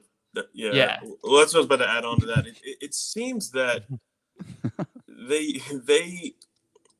So I'm trying to pick my words. There's been a lot of leaks about Ahsoka. Obviously, the fact that we know she's in the show is probably not what Lucasfilm wanted at all. And they weren't planning. No, they were not happy about that. They were not planning on letting anybody know that she was in the marketing or anything. So she was going to be the Baby Yoda of this series. Basically. Wow. And so from what I understand is they had a trailer and then they were trying to figure out when to drop it. And then they were like, we got to show Ahsoka in this trailer. Everyone knows she's in it. Like, why be secretive? Which actually props to Lucasfilm, because that's not something they'd usually do. They would just be like, no, she's not in it. Like we don't know. So, and that's why, what we heard about a couple weeks ago, they shot a scene for the trailer or for marketing of Ahsoka. So that's, but when it's going to drop, who knows? I mean, it could be tomorrow. It could be in a month. Who knows? I would love your perspective, because one of the things we talked about on our show on Thursday night was marketing for, and I think, I don't know if everybody's this sort of in the same mindset, and I'd love your opinion on it. Marketing a streaming show is different than marketing a major motion picture. You don't need to have a huge opening weekend. If you start a commercial or a marketing program today, you have to keep that going for 6 weeks. That's unnecessary, versus let's do it for 2 weeks beforehand, and then and let the series. I mean, Stranger Things, nobody heard of it before it came out. It came out, and then it became the biggest thing in the world. And in a way, I mean, the only reason we saw a trailer for Mandalorian was because of Star Wars Celebration. Like the average Star Wars fan knew that there was some sort of bounty hunter thing maybe coming to this Disney Plus thing that was coming. So that's where the mindset, it's a little bit different, I think, than the way people think about things or the way they market than a movie. Yeah, definitely. And, it's a different animal. And Star Wars fans, we're greedy, like you mentioned earlier. It's like, if we got Star Wars content every week forever, I mean, that'd be awesome. But also, I'd like some more, please. You know what I mean? Like, we're greedy. So it's easy to be like, oh, where's this damn trailer? Where's it coming? When's it coming? Like, we need it. But you're totally right. I mean, it's a different marketing. A show like that is completely different than a major movie. So 2 weeks out. I hope they don't wait till, what is it, October 15th to drop a trailer. I really hope they don't. But if they do, I mean, I guess it might make sense. Well, because a lot of people keep thinking that, I see this a lot. We get this asked all the time, by the way. Every day, we're like, if we do a live stream or something, it's, where's the Mandalorian? Where is it? Where is it? Where is it? And the thing is, I don't think we're going to get it till the end of the month. I know, when they dropped that little poster the other day, I'm like, oh, if it's not going to be this week, it will not be till the end of the month, because when Clone Wars season 7 started, their marketing strategy was I think 4 weeks prior is when they started. So I would ballpark that in the same vicinity with Mando. I think it'll be 4 weeks before it premieres. And obviously Monday Night Football is a massive platform for Lucasfilm. They've used that since The Force Awakens, and that's coming up. So they dropped that big Mando trailer on Monday Night Football at one time as well. Right. And to kind of the point that you've already made, think about fan greediness, and we say that jokingly in a way, but think about the scale of promotion that we expect as fans for this Mandalorian season 2. Phineas and Ferb season 4 didn't get this much treatment from its fan base. You know what I'm saying? Right. It's like, we just feel like because of the scale of Star Wars, the expectation is that it's grandiose, and there's a Monday Night Football trailer on ABC, and then there's going to be 30-second clips shared across the internet. Star Wars is really its own special weird thing, and maybe part of that's driven by the fan base, the audience that Disney Lucasfilm is trying to sell its thing to. Yeah, I definitely think that there should be more marketing for these projects. I mean, I think Solo is a big testament to the fact that even if it's Star Wars, it might not do well if you don't market it well. So I kind of I understand the frustration some people share with there not being things. And I don't know if it's just the case of Noah was saying, we just need Star Wars content right now because we're fans of it. But I also do think about the general public and how much lead time do they need to get invested in something. Obviously people already invested because of Baby Yoda. The general public is all in for that. I think we're obviously in for that, plus the deeper connections. But I think 4 weeks before is a good amount of time. It's crazy to me that we didn't get anything on Celebration weekend. But yeah, I really expect it. You know, it's so funny because now I'm on record as having said that I believe we're going to be in a spot where they're going to follow all the marketing, because all the marketing dates are based on that particular weekend, right? Yeah. I mean, that's the reason Yeah. they put those events together. But Right. you know, they're still moving forward. So do you think if there was Star Wars Celebration last weekend, we would have seen something? Or do you think that Disney, Lucasfilm knew Star Wars Celebration isn't happening months ago and they decided to maybe reconsider their approach? yeah, so they were going to initially do a virtual event for Celebration. I had heard from a couple friends that was something that was going to happen a couple of months ago. They were planning it out, and then everything was so uncertain with what's going on that they decided to ditch the idea. I think if Celebration had actually happened, obviously we would have seen it.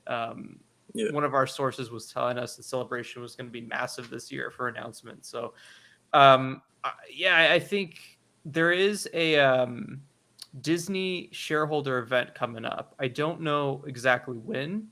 I think Bob Chapek talked about it on the earnings call, but that's when they're going to be announcing their slate of Disney Plus shows and what's to come. And it's either October or November. So I think everything that would have been at Celebration will be there. Yeah. But then again, I've been proven wrong when I say anything about announcements. So Right. maybe there'll be nothing.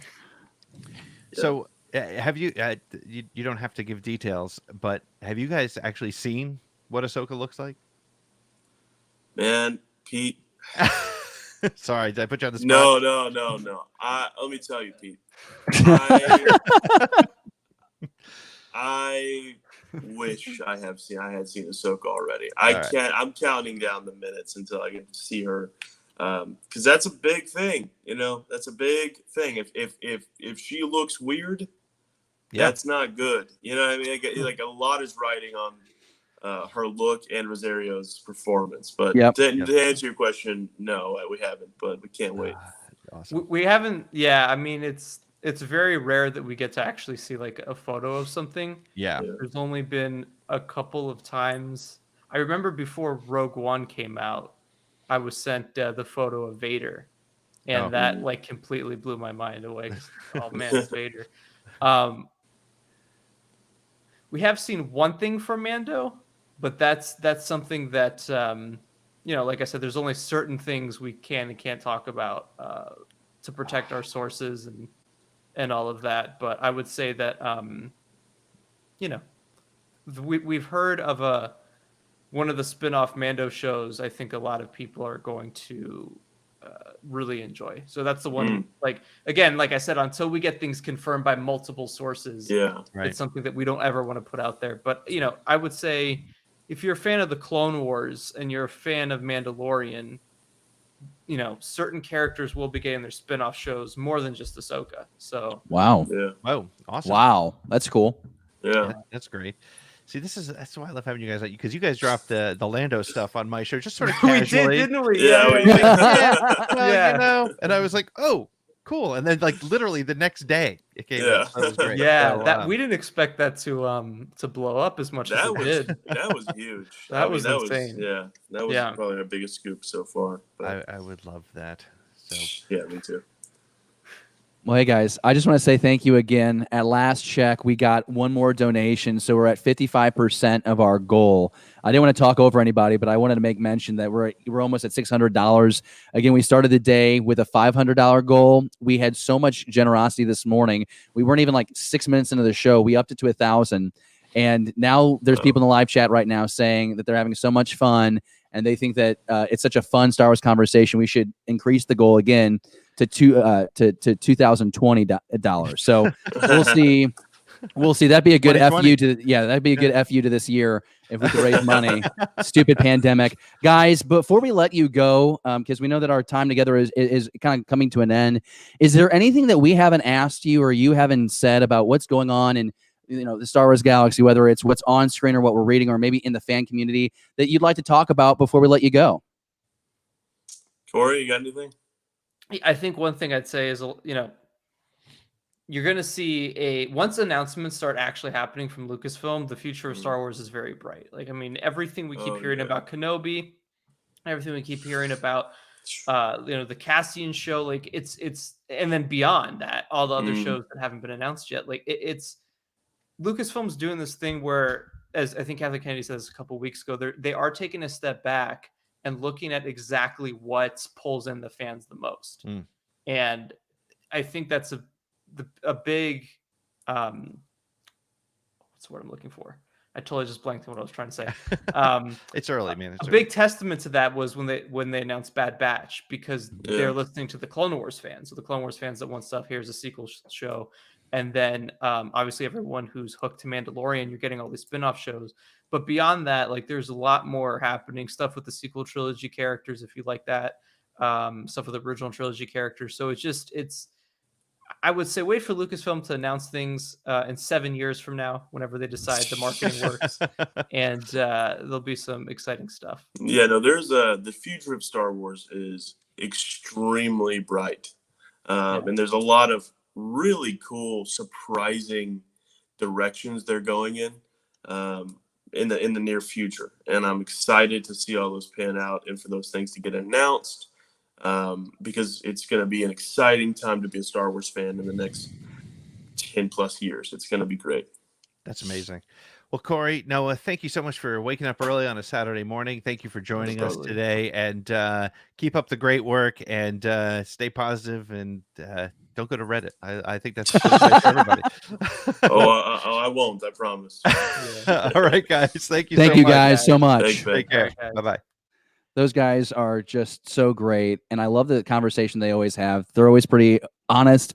They're always honest, but they're so upbeat. It's just so fun to get a chance to talk with them, and the fact that they also want to help us get closer and closer to our goal today, Pete. Oh yeah, and again, they gave us a little bit of news there. You start playing on Twitter with the if you like the Clone Wars and Mandalorian, you're going to be very happy. That's almost exactly the way he said it about the Solo Lando drop. He said if you're a fan of certain characters in Solo, you're going to be very happy in a couple days. So hey, keep your eyes and ears open, and couldn't be more happy to have. I got so worked up during that. I thought Corey and Noah were great. People in the live chat are saying thank you so much for that. That was awesome. Just so glad that they could be with us today. And again, we're at 55% of our goal. The fun's not over. We're going to cross over, Pete, in just a couple of minutes with Bombadcast. I think Scotty is on the line, or will be momentarily. But the whole day ahead, my goodness, up next is Star Wars Explained himself, Alex Damon. When you consider the fact that you have community, celebrities, we've got a parody band, a Star Wars parody band in the mix. It kind of does feel like a celebration virtual. There's just so many different avenues that we can explore in the fandom today. A lot of the stuff with the collecting, we keep talking about bounty hunting. It's just really exciting what we have for the next 10 hours, my friend, because our time together is coming to an end. I'm so damn proud of all this. I am too, and I just surprised Scotty by throwing him up on the chat. Scotty, how are you, my friend? Howdy. Y'all, I'm doing great. Y'all have done a fantastic job so far, so I hope we can keep this ball rolling. I think it's going to go really well. I'm certain. So is Jerry going to be joining you in your pre-roll, or are you going to just going to be I'm just going to give the pre-roll. I'm going to give the pre-roll. Jerry's he's at Happy Tree Village. He's up in his little Ewok hut. He's doing good. He's kicking back with the kid right now. So we're making it work. But yes, we are going to make it work in just a second. I got the tape right here to make sure it plays. Oh, okay. Excellent. He's got the tape. Yeah. Excellent. Yeah. So this is the we'll be transparent. This is the only pre-recorded, but it's so that we get a great guest. And Scotty's going to be hanging out to watch it with you, and we'll be given play-by-play in the live chat, and then we'll keep things rolling. Guys, one last check before I turn it over to my good friend Scotty J-Ro over here. And the reason I'm looking down is I'm looking at the tally board. We are at $570. So remember, guys, that's amazing. For every $5, we're literally like hand writing people's names onto slips of paper. They will be drawn to win that fantastic, wonderful, and beautiful helmet. I think we all would love to take one of those. Oh, it's beautiful. It's gorgeous. I'm not gonna lie. But please feel free to donate all day through to 9 o'clock. We have a action-packed day. Let's close out Beyond the Blasters. David, thank you for getting up this morning and hanging out with me. This has been just a better way to kick it off than I even expected. I couldn't be happier. Yeah, I think it made a lot of sense for the live show to go. You know, I think internally, I don't know how the world views it, but we try and put it out there like, you know, BTBD Live is like kind of like the anchor show. It's the namesake, but the network is all of us content creators working together. And so I think that the reason why we did this network is so that we can do what we're about to do right now, which is that we can hand it over to our good friend Scotty J-Ro. And Scotty, we're handing it off just shy of $600, babe. Let's try and get to 1,000 in the next hour, okay? Oh, we'll make it work. You know me. We're gonna get that 1,000 quick. I'm a high roller. You got it. All right. Thank you, man. I'm gonna let David go, and I'm gonna work with Jerry to get his show rolling. Thanks, buddy. Bye, David. Scotty. So hey, Pete, how are you? You're going to be stuck with me on like 3 different shows today. So I can't wait. I'm very excited. I'm going to bring up your episode, and I'm going to get off the screen, and you just tell me whenever you're ready to let it roll. You can tell that we are we're doing the best we can to be as professional as possible here. We're giving you the behind the scenes look at the way this stuff works. So, sir.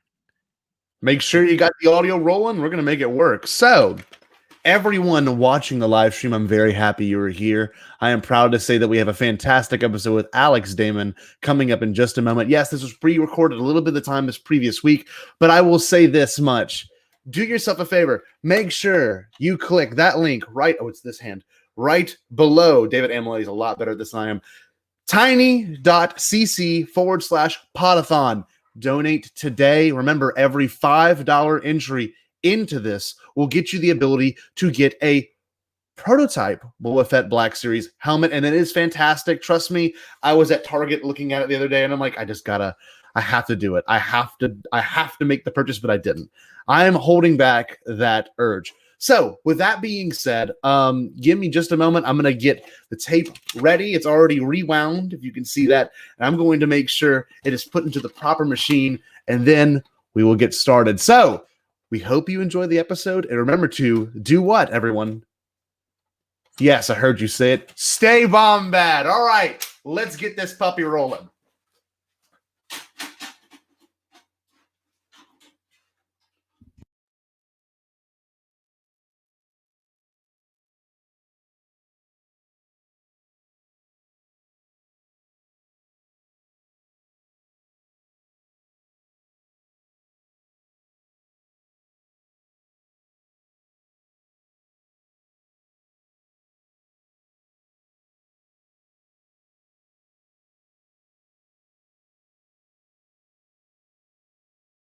You know what is going on, Bombad fam? I'm here with the one and only Jerry Cable. Yes, right here. Look at him. Looks great. Fantastic. Oh, you should guys Bombad. Yes, I still have my ComCheck reader. ComTech chip reader. I'm old. It's been 2 weeks, Jerry. I'm glad you still own it. I'm happy to pawn it off. It hasn't moved from the desk. You know who would use? You know what? I don't even know. Maybe Biggs does have a comm link. I don't think he does, but it'd be nice if he did. You know, if he does, it needs to be here right now. Like that's the only problem. But if anyone has it, it would probably be Alex Damon. Maybe you think? Yeah, no, I've been in touch with him. Hopefully he'll end up showing up. He's a real swell guy, and I hope they don't kill him off too early in his next movie. Alex really or Biggs? Oh, Alex. Hey. At the very bottom. Let's get us all full screen. Alex. Oh, that's even better. Just right above the sign. Look, I'm looking down. No, how you doing, Alex? What's going on, man? I'm good. How are you guys? I am dandy. We are glad to have you here, and we're talking about one of the greatest things in all of Star Wars. Yes, I heard my ears were burning. Yes, they were. Does Biggs have a ComTech toy? I don't think. No. I think it's. Hold on. I think I actually have it. That's the travesty beyond travesties. Then, because it's Biggs Darklighter. Yes, look right here. I got this Biggs, but I don't think they never made. Did he make anything else after? Does he have a Black Series yet? He has not like the full scale one. I'm waiting on that one still. But I mean, I've got 3 Biggs figures in the flight suit, 1 in the cape, and 1 in in his TIE Fighter pilot outfit. Fantastic. He's got quite a few action figures actually. That's actually surprising. And you know what's funny? I know at one of my at the school book fair for the school I work at, they had a book you could have bought, and I should have bought it, but it came with a Biggs minifigure of all things. And I always thought that was so strange. Yeah, I don't know why Biggs, but I mean, Alex could tell us why. I mean, you know, this is the man. This is the man for Biggs. it. Of course. He sells books. If anything he's known for, it's that. Door to door, or I'm sorry, no, I'm joking.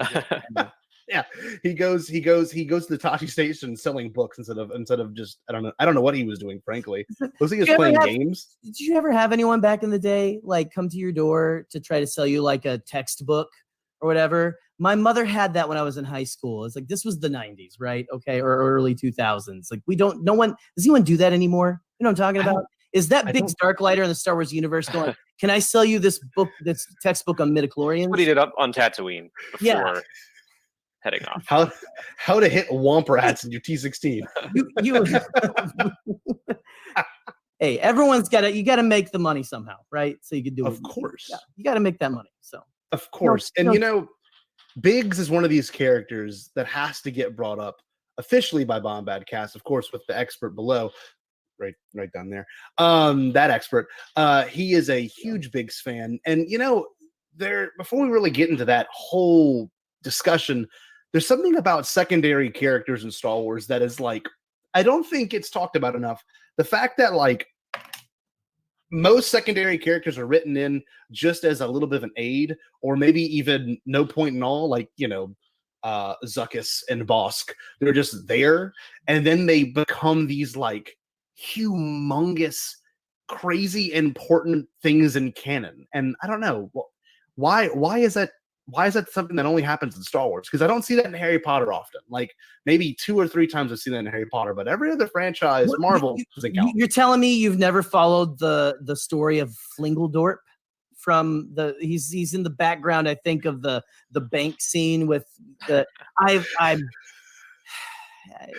I'm gonna shut up. I know. Sounded convincing.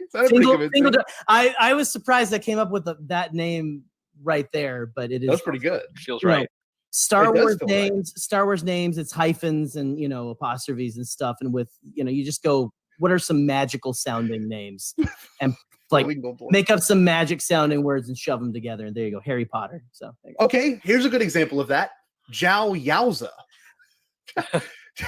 One of my favorite Harry Potter character, actually. Yes. Yes. Why is this something that we can talk about for an hour? Like, why is Biggs something that we can do this with? I don't understand. I mean, I think that Star Wars, and this isn't really in the case of Biggs, but Biggs is kind of a separate thing where he actually did serve a narrative purpose. But yeah, you have characters like, I mean, I love Max Rebo as well. And he's just kind of in the background playing piano occasionally. And like, I think it's just that Star Wars puts a lot of effort into their background characters. I mean, they have so many creature designs and everyone feels unique. So even if you see it for half a second, you're like, that's a cool design. I want to learn more about that character, species, whatever. But it's one of my favorite things to talk about is just ask people like, who's your favorite, like, C or D list Star Wars character? Someone that like doesn't have any lines, but you just are obsessed with them. I get that.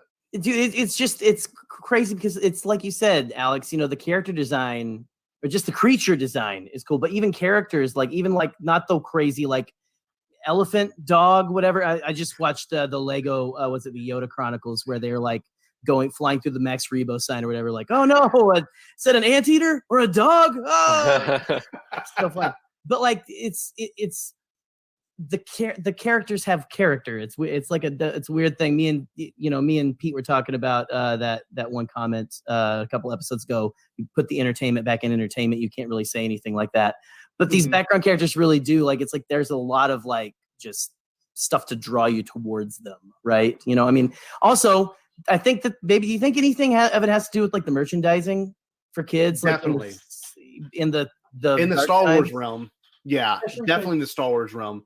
Because like, I mean, How many I movies grew these up. days can you buy the two-headed alien announcer and Zhao Yaoza? Like just the guy who's like, you can't do that for any other franchise, really.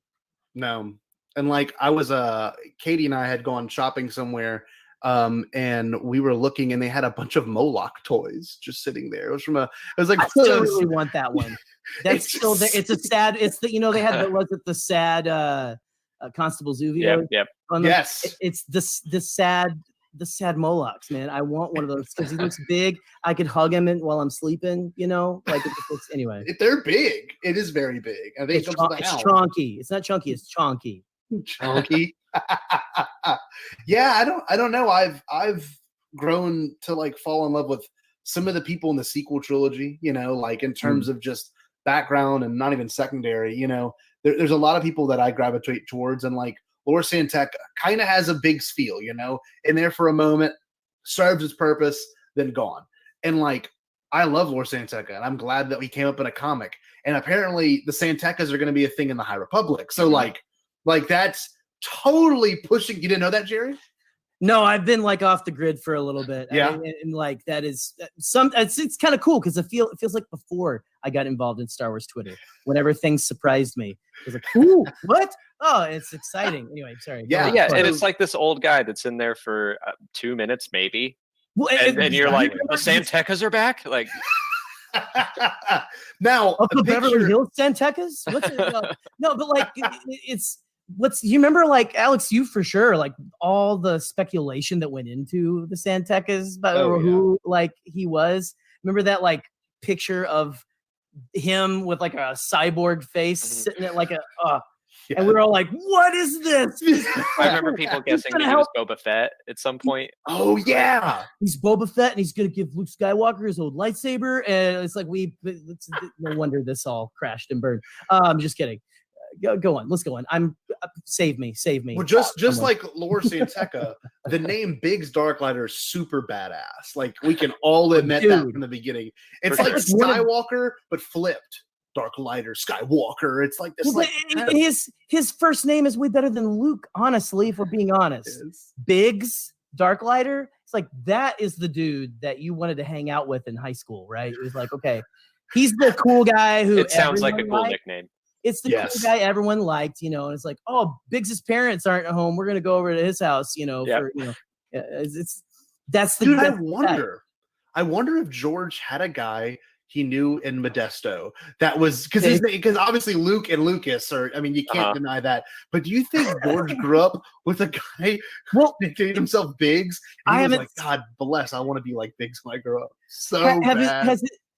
I haven't seen George Lucas in Love. Don't hate me. Is that part of that? Because I know that's like George Lucas in Modesto. I really need to watch that.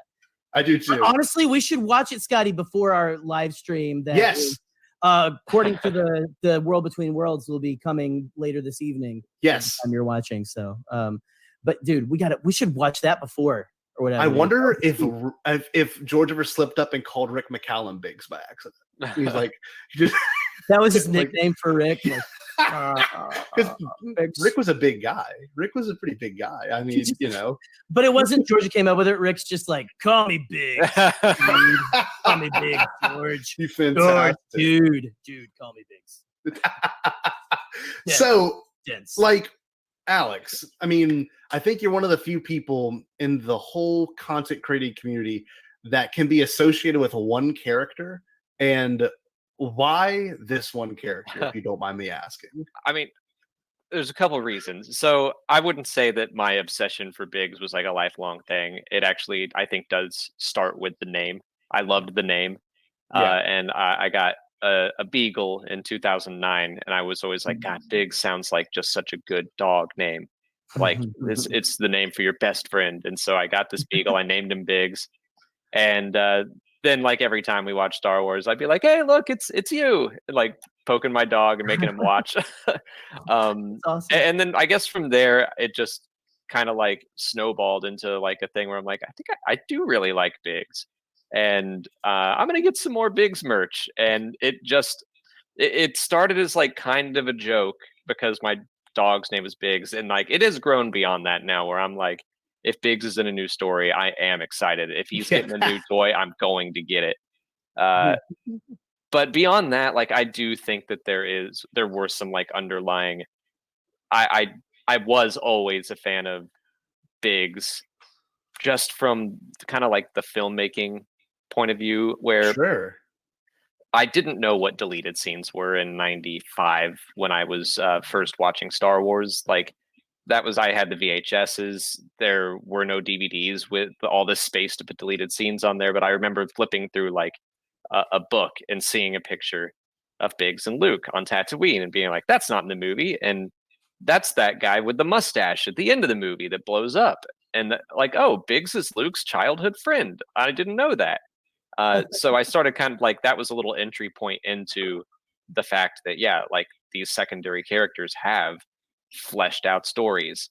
And then it kind of became a quest of mine to find that deleted scene because it was on a CD-ROM. Wasn't it like Inside the Magic? Was that it? Yeah, yeah. It was Inside the Magic, Behind the Magic, something like that. Something like that, yeah. And you had to, my friend had it. He had it in like a pack of old LucasArts CD-ROM games.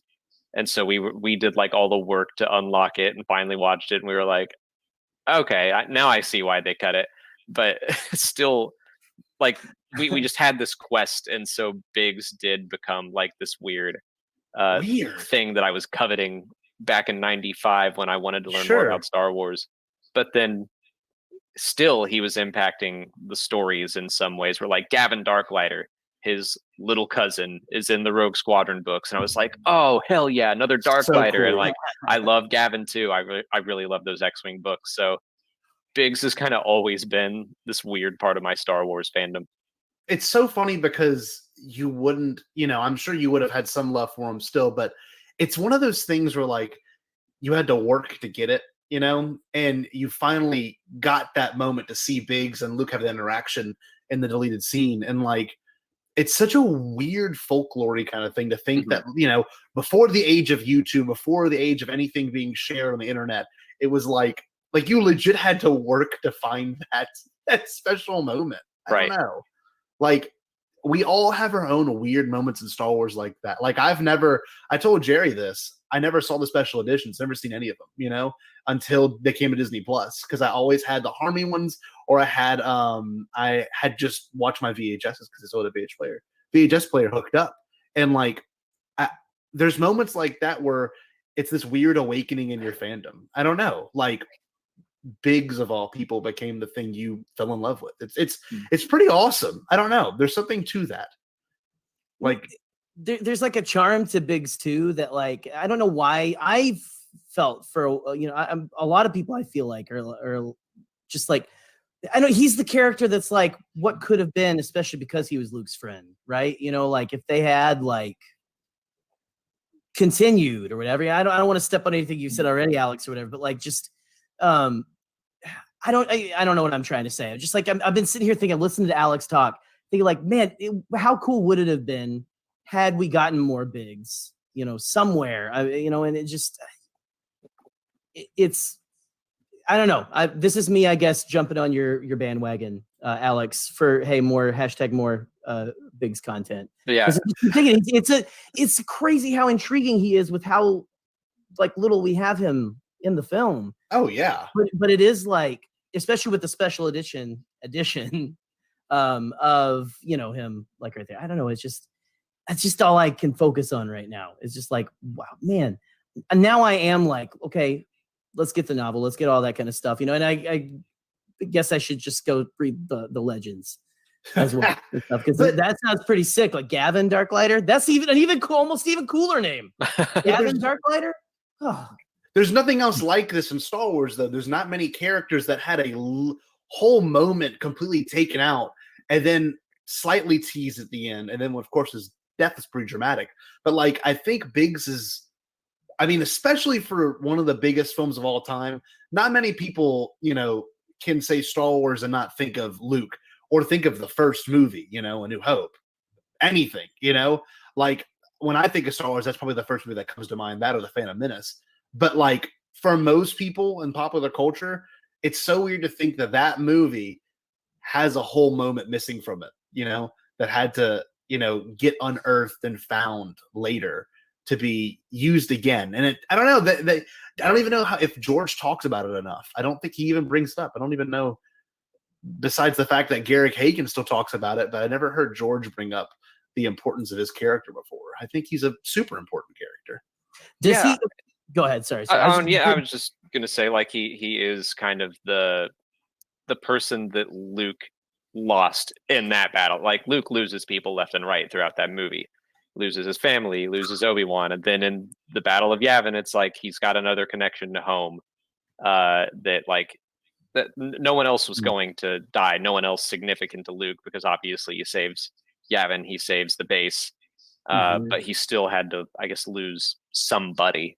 Which people don't talk about the book Heir to the Jedi a whole lot, which it's not great, but yeah, there is a moment in there, like, or more than one moment, where Luke grapples with like everyone that he just lost, because it takes place right after A New Hope, and I was like, this is nice to see Uncle Owen and Aunt Beru and yes, Biggs all acknowledged, like, I just lost 3 people I've known my entire life over the course of like 2 days. It's crazy. There's not many Star Wars characters that have that moment besides Leia. They're the only 2, I think, really, when it boils down to it. I mean, Anakin had a moment Leia lost more, but yeah, Leia lost a lot more. You're probably right, but like, I don't know. Biggs is there, you know, so much of that movie. I mean, he should have been there so much of that movie, and in his last moments, you know, it's actually, the music cue is pretty important. Everything's big. It's not blown away like Porkins is kind of just like, oh, he's dead, you know, and like Wedge has a scary moment, but like Biggs's death, like that's when Luke looks back and he's like, oh man, like Biggs is gone. What were you gonna say, Jerry? I saw your head move. Well, I was nodding in agreement with you, and all I was gonna say earlier when I was trying to get Alex, when I was trying to drown out Alex, was I was gonna ask if the gentleman, like who what's the gentleman's name who plays Biggs? Does he still have a mustache? That's literally all I was gonna ask. And so, no, not the last time I saw him. I'm not some deep well of knowledge, I promise. I watched Garrick Hagan's interview actually when at 17, when he was there at Celebration, Alex. And he goes, I don't know where he's from, but his voice is incredible. Like, he is like the classic old man voice, but that's how Biggs kind of talks. It's hard to explain. But Garrick Hagan has his name's also Super Star Wars. Huh? Right? Oh yeah. Like velvety smooth. Yeah, it's smooth, but it's got an oldness to it that you don't like a whiskey, like a fine whiskey, like, you know, kind of burns a little going down, but I don't know what I'm talking about. Like, I don't know, like with Garrick Hagan, he even mentions in the interview, like, I should have brought my mustache. So I don't know if that mustache was real the whole time. I don't know if that was real, but maybe it has to be. I refuse to believe it's fake. But what if, though, there is some lost, like, holy grail of Star Wars props, and it is Big Darklighter's mustache? Well, what would you do for that mustache? I'd go full Indiana Jones on that. I'd break into Lucasfilm. I'd run away from a giant BB-8. Could you imagine? That'd be incredible. I don't know. That'd be amazing. So what I wanted to do real quick while we're all on here is I'm going to actually play the deleted scene that Alex discovered as a small child. And I don't know if Alex is going to cry on camera. I mean, I hope he doesn't, but he might. I mean, we'll see. I hope he doesn't. It would be rather odd. We'll give you a moment to compose, you know, after. Yeah. We'll take you off the stream. We'll let you wipe your tears away. But this is the deleted scene that should have been in A New Hope. Now, can everyone see it? Does it look good? Perfect. Yeah. Excellent. All right. Well, look, I'm going to click play. This is right when he arrives at Tashi Station. And Alex, I wanted to ask you before we start, if you could, his face is completely obstructed by that thing. If Mike Wazowski down there. I will make you big real quick, Alex. If you could, would you renew your vows there? Oh, on that set, on the at Anchorhead? Yeah. Yeah, sure. I don't think Molly would go for it because she knows that my mind would be elsewhere the whole time. This is less about us. Yes. That would be incredible. Oh man. All right. Well, we're gonna watch this scene together, boyos, and we'll see I will remove this thing so you can actually see Alex's nice face. That's all I see. There we go. I just want to see the beard, the facial hair. There we go. All right. Luke is arriving here at Anchorhead. Get those power converters. Hey, come on, shape it up, you guys. Kids! Hey! I didn't know you were back. Oh, come on. Just now. Okay. I never expected you to be out working. Well, the academy didn't change you much. Oh, I almost forgot. There's a battle going on right here in our season. Not again. Forget it. What's all the noise Come back down here to play the game. I think Boyman's caught too much sun.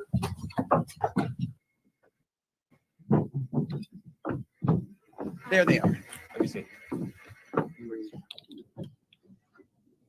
That's no battle, hot shot. They're just sitting there, probably All right, afraid hold on, of I gotta tank of pause this. refueling.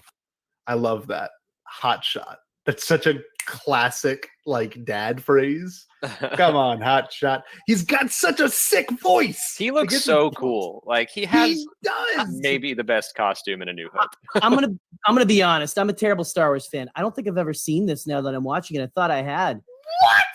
Jerry? And I would not be opposed to it being back in right now, frankly. So there we go. Go on. It gets better. So, like, I don't know. I just love the way, like how endearing it is. Like, look how like the inside there are. felt like if that feels like to me, like inside Echo Base almost. Like it feels a little like Kinda. there's a lot going on and stuff. It's got that lived in. Anyway, I don't know. I can't believe I'm discovering this for the first time. I've known that Luke's Gilligan's Island hat exists, but Yes. Using a lot of promo, but look at Big dude. He's got the cape, like that. Thick, man. It's too many clothes for the desert, but it looks good. It looks great. Everyone knows that to keep the heat out, you got to wear more clothes. So, yeah. Well, I'm gonna get this ball rolling again, but like the pants almost look leather. Like he looks fantastic. All right, let's see. That's no battle, hot shot. They're just sitting there, probably afraid of tank of refueling. But there was a lot of firing earlier. Hey! I tell you, Luke, rebellion's a long way from here. This planet, big hunk of nothing. I doubt if the Emperor would even fight to save the system. Hey, you watch it. Don't worry about it for me. Dude, his voice. I'm just gonna say it again. His voice is so sultry. Come on, Luke. It sounds unreal. Hey, hot shot. And I never noticed old girl, what's her name? Cammy. Alex or Jerry. Yeah, Cammy. I don't Remy. It sounds weird. It sounds like I don't know. I don't know if I like it. All right, we're gonna keep it going. It's Ray's mom. Right? Yeah, it is. Sorry. I'm a little too No, I told you guys I was behind. So, it was it's the old woman that asked, Who Yeah, are you? I have seen people throw that idea around. Yeah. Well, we know the Tatooine sun really ages you. So Yeah. Cool. All right, let's keep it going, kids. So close I thought I was going to find my instruments. As it was, I busted up the Skyhopper pretty bad. And Uncle Owen, furious. He wound up grounding me for the rest of the season. You should have been there. It was fantastic. You gotta take it a little easy, Luke. You may be the hottest bush pilot this side of Mos Eisley, but those little skyhoppers are dangerous. Keep it up. One day, whammo, you're gonna end up a dark spot on the downside of a canyon wall. Look who's talking. You've been hanging around the Starfleet so long, you've been sounding like my uncle. You know, you're getting a little soft in the city.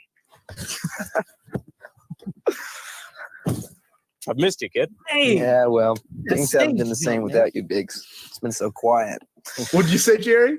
he jumps off a stage like a front man. Like I just sorry, that was just so sick. I can't believe that I'm just discovering this because this is not supposed to be about me. Holy crap, that's amazing. It's I something love this. Their chemistry is like next level. Also, have you ever heard Mark Hamill? Like he doesn't sound like Luke Skywalker and some of those person. Like, hey, you know, he's trying to sound like Biggs or something. Okay, let's talk about that. Hold on, I gotta bring it up before we keep watching this. We've all had that friend that we love, and like they show up to a party or you're at school, whatever the situation is, and they walk up to you, you're like, oh, look who's walking in. We all Jerry. No, I meant you want to be like me. That's the thing. Oh, that's exactly what it That's- is. I start talking like you. I start talking like this, and I. Oh gosh, Yeah. I'm out. I'm out.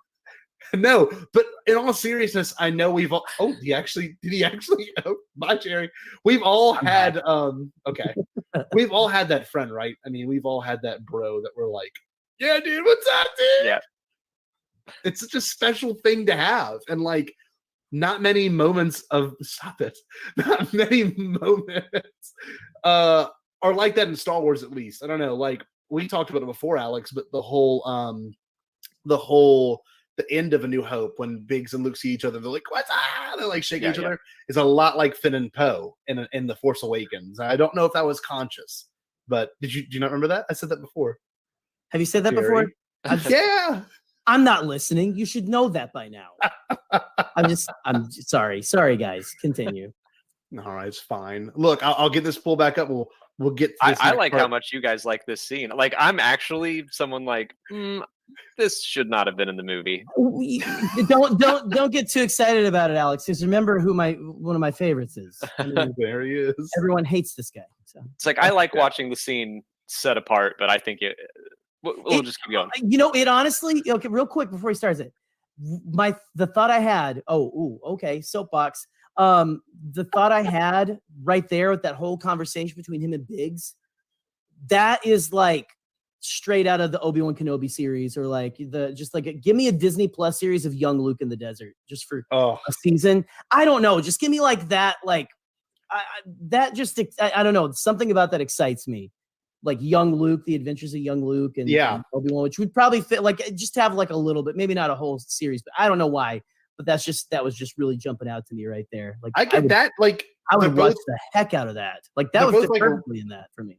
Yeah, and they're both really giddy to see each other. But this next part's pretty cool because what they talk about and how like it's presented. So, Jerry, I'm gonna let you have your moment. I'm shocked you've seen this. This is amazing. I thought I had, but apparently that was a fever dream. So, continue. Let's continue the dream.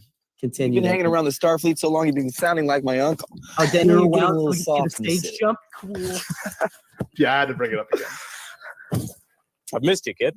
Yeah, well, things haven't been the same without you, Biggs. It's been so quiet. Luke, I didn't come back just to say goodbye. I shouldn't tell you this, but you're the only one I can trust. See, I may never come back, and I just want someone to know. What are you talking about? I made some friends at the academy. When our frigate leaves for one of the central systems, we're going to jump ship and join the Alliance. The rebellion? Quiet down. You got a mouth bigger than a meteor. I'm quiet. Listen how quiet I am. You can barely hear me. My man has a friend on Bestine who might help us make contact. You're crazy. You can wander around forever trying to find them. I know it's a long shot, but if I don't find them, I'll do what I can on my own. It's what we always talked about, Luke. I'm not going to wait around for the Empire to draft me into service. The rebellion is spreading, and I want to be on the side I believe in. Yeah, meanwhile, I'm stuck here. You'll get you a chance to get off this rock. You're going to the academy next term, aren't you? Not likely. I had to cancel my application. What for? My uncle needs me. Oh. No, I'm serious. The Sand people have been getting really crazy. They've even raided the outskirts of Anchorhead. Come on, Luke. Your uncle could hold off a whole colony of Sand people with one blaster. I know. But we've got almost enough evaporators to make the place pay off. I have to stay one more season. I can't leave him now. But good's all your uncle's work if the Empire takes it over. You know, they've already started to nationalize commerce in the central systems. It won't be long before your uncle's just a tenant, slaving for the greater glory of the Empire. No, that's not going to happen here. You said yourself the Empire won't even mess with this old rock. Things can change. I wish I was going. Are you going to be around long? No. Leaving in the morning. I guess I won't see you. Maybe someday. I'll keep a lookout. Oh, yeah. Did he spank him? I see. That's what I actually just was thinking, but I never noticed that. It was just a back pat. It was pat on the back. It was just the way that Mark's like hips, I think. Went forward. Go on. I want to see that again. Hold on. That was incredible. You completely ruined my mood though, because this is epic. Oh my god. No, it really is very kind. I forgot. this is a side of Luke that we've never really seen either. You guys, everyone in the world has seen except for me. But it's just I would include it, but I also am okay with the guy who you can see down his throat and Return of the Jedi. So go on. I mean, there's like pacing issues. I think that there would be with the movie, but I forgot like how much is thematically in this and all the politics in it, which it's just like very, very spelled out in this scene. Like I didn't realize there was one line that's really good foreshadowing that I had never noticed, is when he was like, "You never know," when he's like, "The Empire could end up here," and he's like, "You never know, Luke." And I'm like, that is pretty sick, because the next 15 minutes of the movie, they're all trying to kill everyone. You know, this is really good, but I got to see this pad again because it looked. I want a Lucas cut. I want a Lucas cut with this scene in. Give me the George Lucas cut. Give me Glory. No, that's not going to happen here. You said yourself the Empire won't even mess with this old rock. Things can change. I wish I was going. Things can change. Are you going to be around long? No. Leaving in the morning. I guess I won't see you. Maybe someday. I'll keep a lookout. Yeah. I'll be at the Academy next season, and then who knows? I won't be drafted into the Imperial Starfleet, that's for sure. Well, take it easy, buddy. You'll always be the best friend I've ever had. So long, Luke.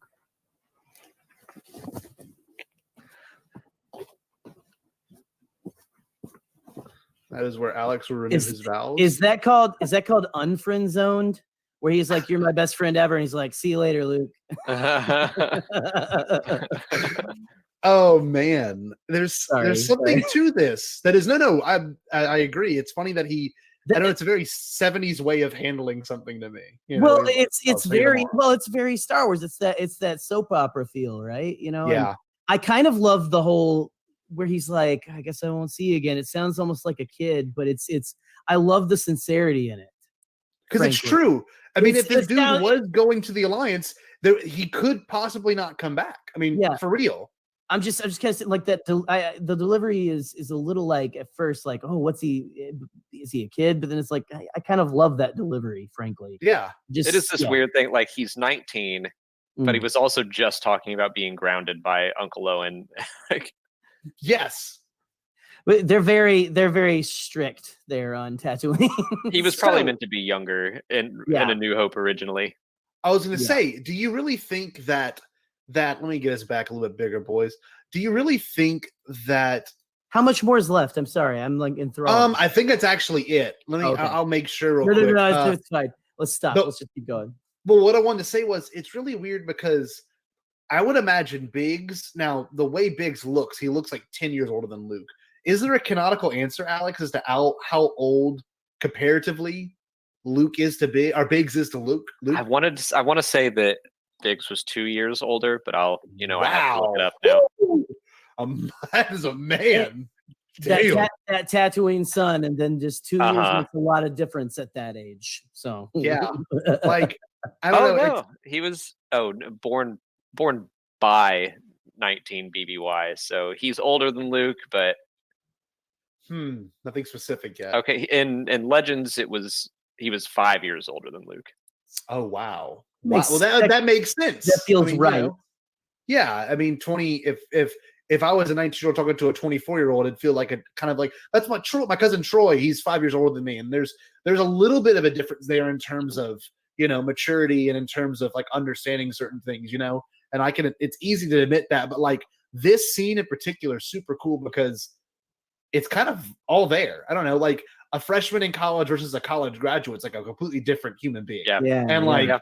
That's pretty much as if you were you were like your first day at college versus your first day at the real world after getting your degree, like that. Very interesting. I never thought about that. This I mean, Biggs has been off at the academy. He basically went to college. Yep. And yeah, you're right. Well, if you've ever had the experience of having a friend from high school go into the military, then come back to visit you on their first leave, it's almost like they are so buff and like they are a man. And you were like, yeah, I'm getting my degree, is what it feels like, frankly. So it's accurate. It's pretty accurate. That's a good point. I hadn't thought about that. And also at this point, Alex, he had already done his mutiny and everything, right? This is like after all that. Yeah, kind of. About to leave or The something. timeline is very iffy in Legends. I think in canon right now he's like, yeah, he's about to leave. And Okay. the mutiny has been mentioned in some source books. I don't know that we can definitely say it happened in canon right now, but in Legends it was like I think he's already a part of the rebellion, but he tells Luke like, "Oh, I'm about to join," like to keep him safe or something.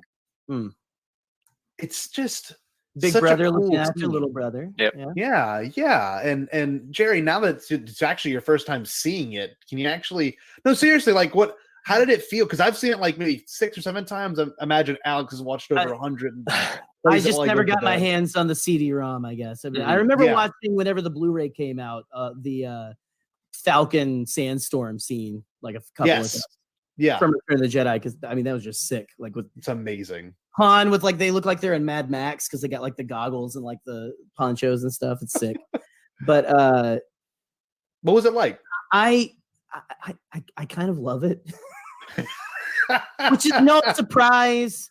I'm the Kingdom of the Crystal Skull, Zhao Yao's a whatever guy, you know, like but to me, there's some meat in there that, like you said, Alex, it may not, I don't know if it would exactly fit in A New Hope the way it is. Like if there was like an extended cut or something, you know, I would watch it. It would feel like watching the 4-hour Siege of Mandalore and Revenge of the Sith thing pushed together probably. But I kind of love everything that's in there, frankly, because it gives Luke that it makes him feel more like a kid, which I know it's like, you know, he's supposed to be 18 or 19, but like also it really feels like he's a little sheltered, you know, by his aunt and uncle. And that really kind of, it's like he's got the friends and stuff, but they are just kind of like, oh, whatever. I don't know. I really love how to me, that makes, that adds so much more. Well, obviously, because it's giving them more time together. Sure. That adds more tragedy. Like I felt my heartstrings being pulled, talking about, I'll see you soon enough or whatever, which is that classic, like Star Wars is equal parts. People always get mad because they want it to either be super serious and not cheesy, or they don't believe that the cheese exists. I don't know. Like it's Star Wars is like serious and fun, but also like crazy cheesy in moments. Like it's soap opera, right? It's a space opera, and it's old Adventure Time serial. It's Saturday morning cartoons from the 80s, man. Like it's just I don't know. It's mustache twirling villains and all that. And to me, I kind of like that heavy. It's not so ham-fisted that I feel like they're beating me over the head with like a honey glazed, you know, but it's that sweet spot of Star Wars cheese where it's like enough to maybe eye roll for me. Like, oh, okay, that's kind of that. This wouldn't be in like an Oscar-winning film, but it's maybe that modern mythology sweet spot that Star Wars kind of hits. I don't know. I get that. That's a good point. Where sometimes it's more. Sorry, but go ahead. Oh, it's just you're on a roll. Keep going. Sometimes it's more. What is it? It's less literal what we're watching, and it's more like here's the idea that we're trying to. It's for you, it's a little more abstract. Yeah. Here's the idea we're going for, and that's part of what makes Star Wars so great and interesting, right? Is it's not all about they said exactly this, and so it should happen exactly like that. Well, no, it's more I'm getting across the idea more than you guys get what I'm trying to say. Yes, no, I get it. More thought for thought than word for word kind of a feel and stuff. Yeah. Okay. The soapbox is done. It's done. So go ahead. Alex, please enlighten us. Oh, no, I was going to just like that. It's been a while since I've watched it. And I remember it being a lot worse, honestly. Yeah. A lot more cheesy. Like the acting, I still think isn't quite up to the rest of the film. It feels a little off if you were to edit it back into A New Hope. Sure. But like I really do like the content and like what the scenes are about. I see why they cut it, especially like pacing, and I think it just feels a little off. But I really do wish that like maybe if they had just nailed that scene a little more, it could have gotten into the special edition. Well, okay. Let me pitch this to you. Rogue One style, almost parallel storytelling right up to, but like a Disney Plus either it's ridiculous mini series, like a limited series, like the Obi-Wan thing, but about Biggs. Sure. It's like a Rogue One style thing. This is him going parallel to A New Hope. I'd watch. Obviously, I'm into that. Well, you're into that, but I mean, like, that doesn't sound like something that's like crazy niche, though, that no one else wouldn't watch, right? Like, that's kind of like a modern way of telling stories, especially like if you tell. That's how you pitch it to an audience too, right?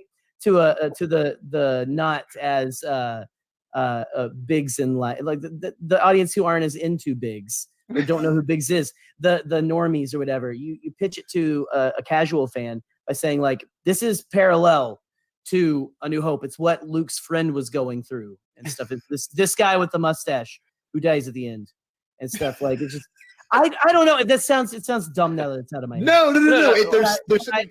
I would please, Lucasfilm, if you're like Kathy, Pablo, guys, anyone, Alex, you've got use your shill card, man. Come on. Yeah. I'm cashing it in. Yeah. Well, like we were talking earlier before we were recording about like Star Wars Rebels. There's the episode where they break Wedge out of the Academy, and they talked about how they were going to initially make it all about Biggs, and then they're like, that doesn't quite line up with what happens in A New Hope and in those deleted scenes. So they went with Wedge instead, which is all fine. But like Biggs did have a cool defection story in Legends, and I think it would be a good thing to explore. Someone who hasn't really been affected by the Empire so much. Like Luke isn't all that worried about the Empire at this point. Tatooine's not overly affected. So someone who uses the Imperial Academy to get off of their podunk world, and then as they're going through indoctrination and stuff, they're like, oh, I don't think I'm about this. and seeing that turn, and then the defection, and actually I think that from a certain point of view chapter about Biggs mentions the Rand Ecliptic, which is where he defected. So the groundwork is there. They can flesh it out. Well, for real. I mean, the Cassian show, I'm just saying, not to say that the writer, whoever's writing, it's like, gotta throw Biggs in there. Got it. But this could be the way we maybe Cassian helps him with the mutiny. He could rewrite canon, but I mean, be sick. It'd be really badass. I mean, it would be amazing if we got, in some way, Biggs showing up in live action for once. And even, like almost in Rebels, just that much closer in Rebels. And I think, if they're looking to, I don't know, maybe they give him, like you said, Jerry, parallel storytelling. Maybe Biggs can have this huge moment that would honestly give more credence to this deleted scene, Well, especially because it seems like from the perspective of A New Hope that he was a part of the rebellion for like a day. Yeah. But again, timelines, who knows how time works in Star Wars. Was it that Matt said that one time? He's like, time in Star Wars is based on what the story needs or something, right? Especially hyperspace. Yeah, which is like, I'm like, cool, tell me a good story, like I like that. I like that. Yeah, I don't care. You don't have to like give me the breakdown chart. But I will also take the breakdown chart if you have one. But what was I gonna say? The best part of Resistance was where it started running parallel with Force Awakens, right? I agree. That guy was the best part of the whole show. I was on the edge of my seat, like I know what's happening, but it's like to see again from his perspective, Kaz in that situation where that was his home planet getting destroyed. That just kind of added more to that too. So anyway, I'm always down for Star Wars parallel stories, like in any form. Give them to us. Anyway. Well, in terms of parallels too, there's something that has to be said, but like he is like the original Lando, and I don't mean that in any bad way. Like Billy D is smooth in his own right, but like in terms of the look and aesthetic, it almost looks like they were like, all right, let's put. Do you think that Derek Hagen's old clothes on Billy D because they're the same exact size and this is going to look and sound great. You Do know, you- come I'm on, saying Luke. it's adding more credence to your theory that George knew some cool, like he was literally like some cool dude who had a mustache and wore a cape. Must have worn a cape, like He had, because it's a theme. There Capes. is a theme. Oh, everyone's like, George, do these people need capes? He's like, oh, the coolest people wear capes. Like, I don't think that's true, George. Like in Modesto. only the coolest person in the world can really pull off a cape, frankly. I mean, and not get laughed at. Just see Billy D. Williams walks into a grocery store wearing a cape. No one's gonna even question it. I mean, come Like, on. yeah. Yeah. You know who else wears capes? Another thing you could bring up real quick. Krennic? All the Alderaanians, Krennic. All the Alderaanians, though, in the deleted scene from The Phantom Menace. That is the weirdest thing, by the way. I don't know if y'all have seen, Jared, have you seen that one? Because I can end the show with that. It's It's been a the long time. greatest. It's like Bail Organa's in this like giant, like he's like, I would Well, like like I to remember declare- he kind of has Bar. like kind of a like Yeah. poncho cape thing, especially Yeah. even in Rogue One, you know. Yeah. Gosh, something more Jimmy Smiths in capes too. Yeah. By the way, like just you can never get enough Jimmy Smiths. Imagine men Jimmy with Smiths. very trimmed facial hair, like Yes. Alex. Yes. In capes in Star Wars, please put Alex in a cape and put him in Star Wars. Could you imagine Take it. Biggs I know, yeah. and Bale having a conversation about capes? Number one, that'd be pretty sick.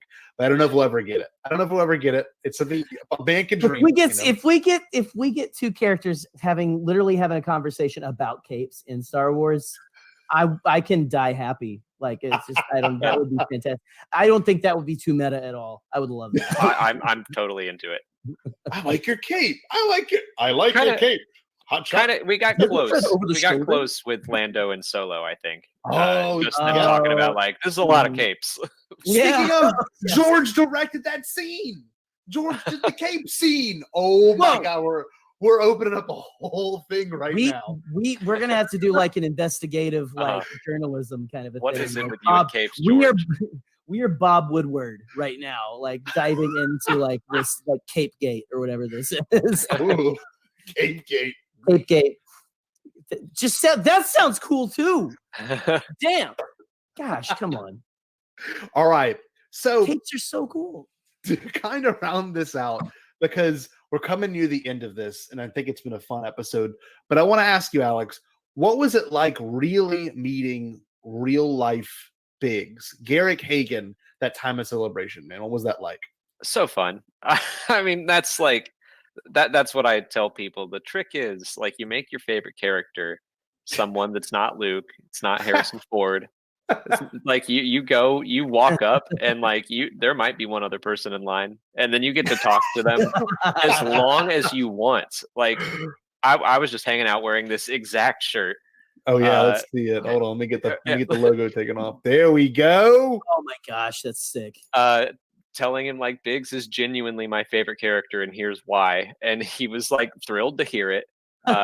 We talked for a good 10 minutes, got his autograph, and then I had to go get my picture with him like immediately after that. So waited in line, got up to him, and he was like, he remembered my name, which was thrilling.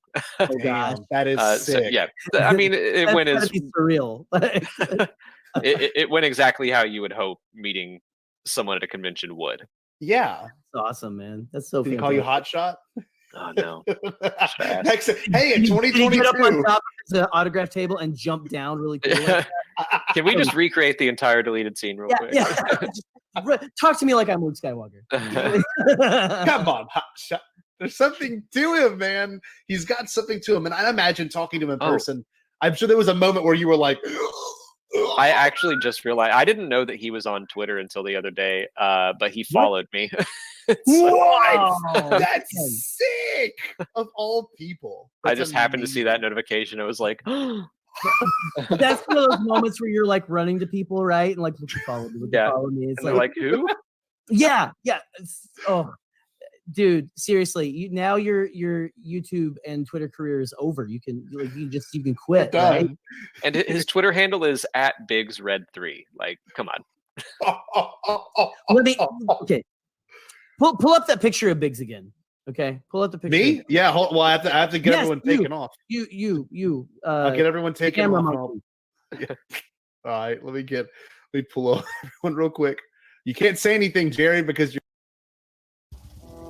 And that's exactly why I started wearing this, is I wanted, you wouldn't need. You're getting pulled off. Oh, okay. Come back in.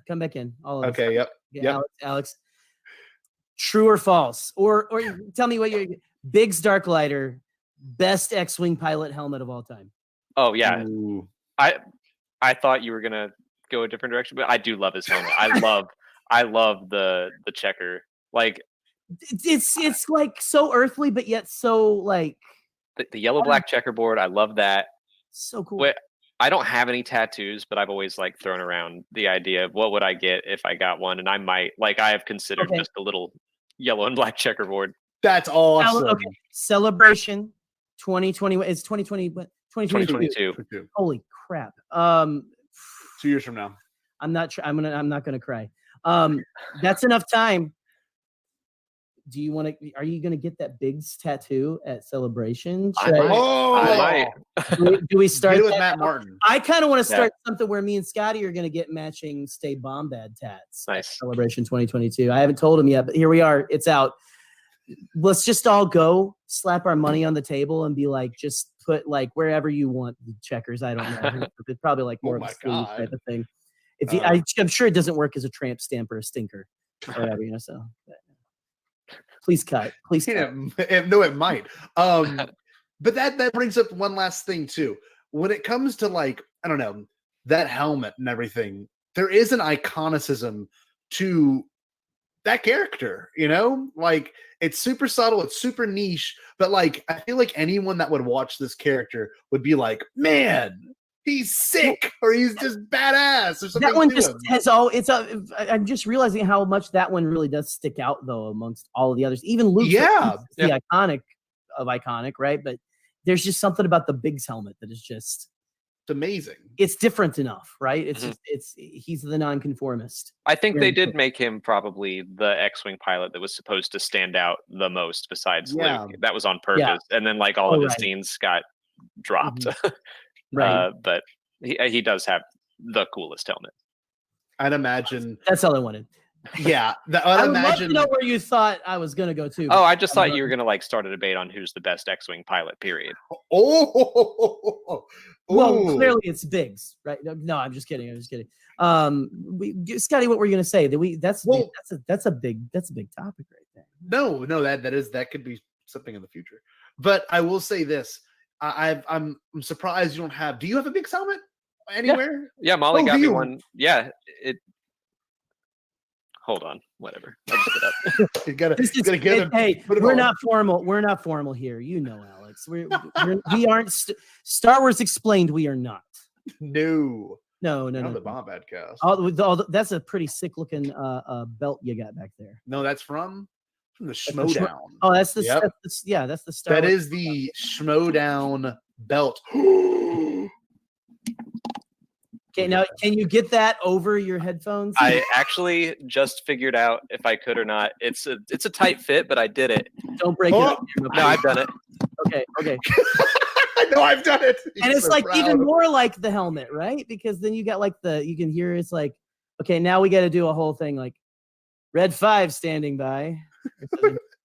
Look how nice Alex looks. Oh my gosh, that is amazing. Oh no, Alex, we can't hear your audio. I don't know what happened now. There it is. I was like, can I get this over my head by the time Squadrons comes out so I can play like Oh man, that is so awesome. It's the coolest, if not one of the coolest. I kind of like Poe Dameron's helmet as well, but that's the new style helmet. I like Biggs is the classic, like classic helmet. I've got to figure out how to get it on without it being completely cockeyed by the time. Headphones in first, maybe? I don't know. What a look. What a stud. So this is a preview of what you're going to get when you watch Alex live stream Squadrons later. The orange shirt sets it off. You just find a white vest in your set. He's going to have his VR goggles on, the headphones, and then the helmets on top of just that. Like 8 pounds on my head. Yes, and he's going to... It's like freaking Ahmed Best on the set of Phantom Menace. They're trying to like walk around and say, "We love you, Ahmed. Please come on." Well, Look, Alex, this has been a blast. I'm so glad we can have you on to have this discussion. I would love for you to be able to say Biggs's amazing line at the very end of the movie, of course.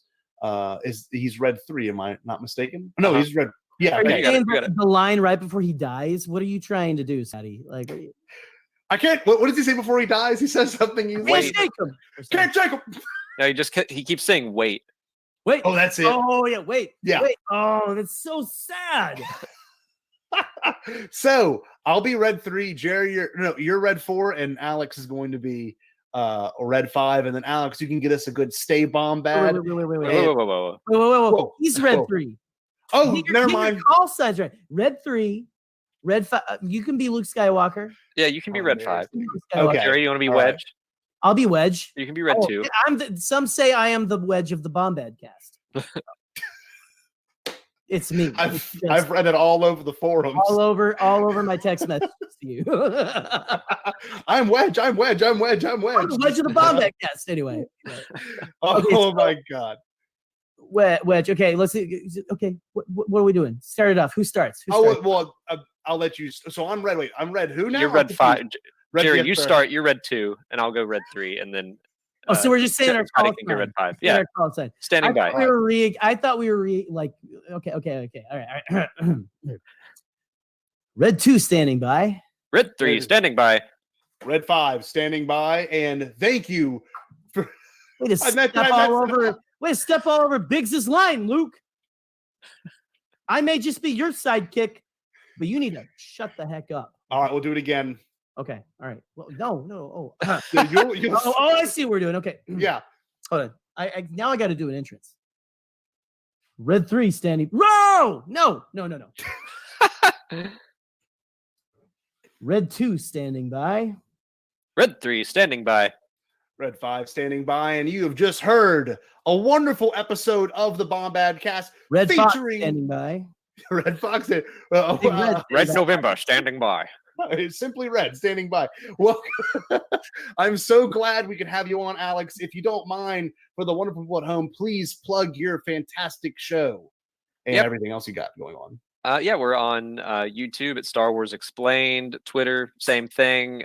Started streaming on Twitch here and there, getting prepared for Star Wars Squadrons to come out in October. My Twitch channel is Alex Damon Live.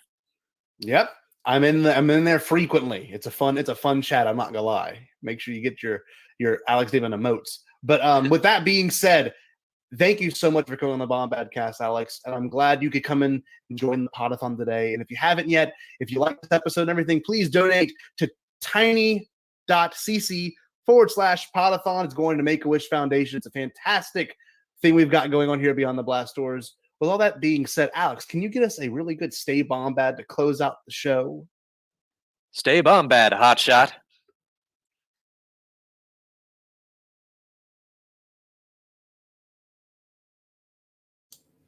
Well, hope you enjoyed it.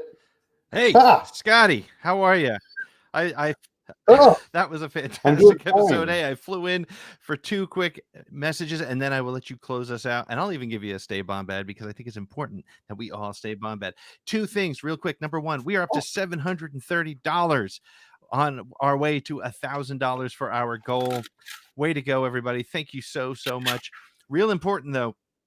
Before we move on, this stream is going to be cut. We're going to move everybody over to another stream. We're not doing it. You're going to have to click on over. We have the next 6 hours of the show will be on a separate stream. Technical issues, we still haven't figured out how to own the internet yet. So this pod will continue over there. So make sure to head on over and catch the next 6 hours because our next show coming up. Do you know what it is? I do. Do you know what it is? Yeah, I believe I know what it is. If I'm not mistaken, it's the fantastic Holochronicle Boys with the Pally Boys, a collaboration together to talk about some collecting, obviously. And I'm really excited. Everyone, thank you so much for donating today. It's been an absolute blast so far. Keep it. We still have, I believe, we're 9 hours? Started, dude. We're 9 hours left. Work day. So, y'all, we will see you over there at the other stream. Please, just if you're on the BTBD YouTube, literally they should have on your phone or on your computer. You can literally minimize this video and check out and click on the other video. We've got Hala Chronicles coming up in just a brief moment. But yes, Pete, the wonderful people watching right now should 100% switch over. They should always remember to stay. Bomb. All right, guys, we'll see you on the other stream. Keep it going. We are on our way to crushing this goal. Head on over, catch the Pala Boys joining the Hala Chronicles. My man. This is why I don't fly an X-Wing. I don't know my left from my right. All right, man. We'll see you over the other stream.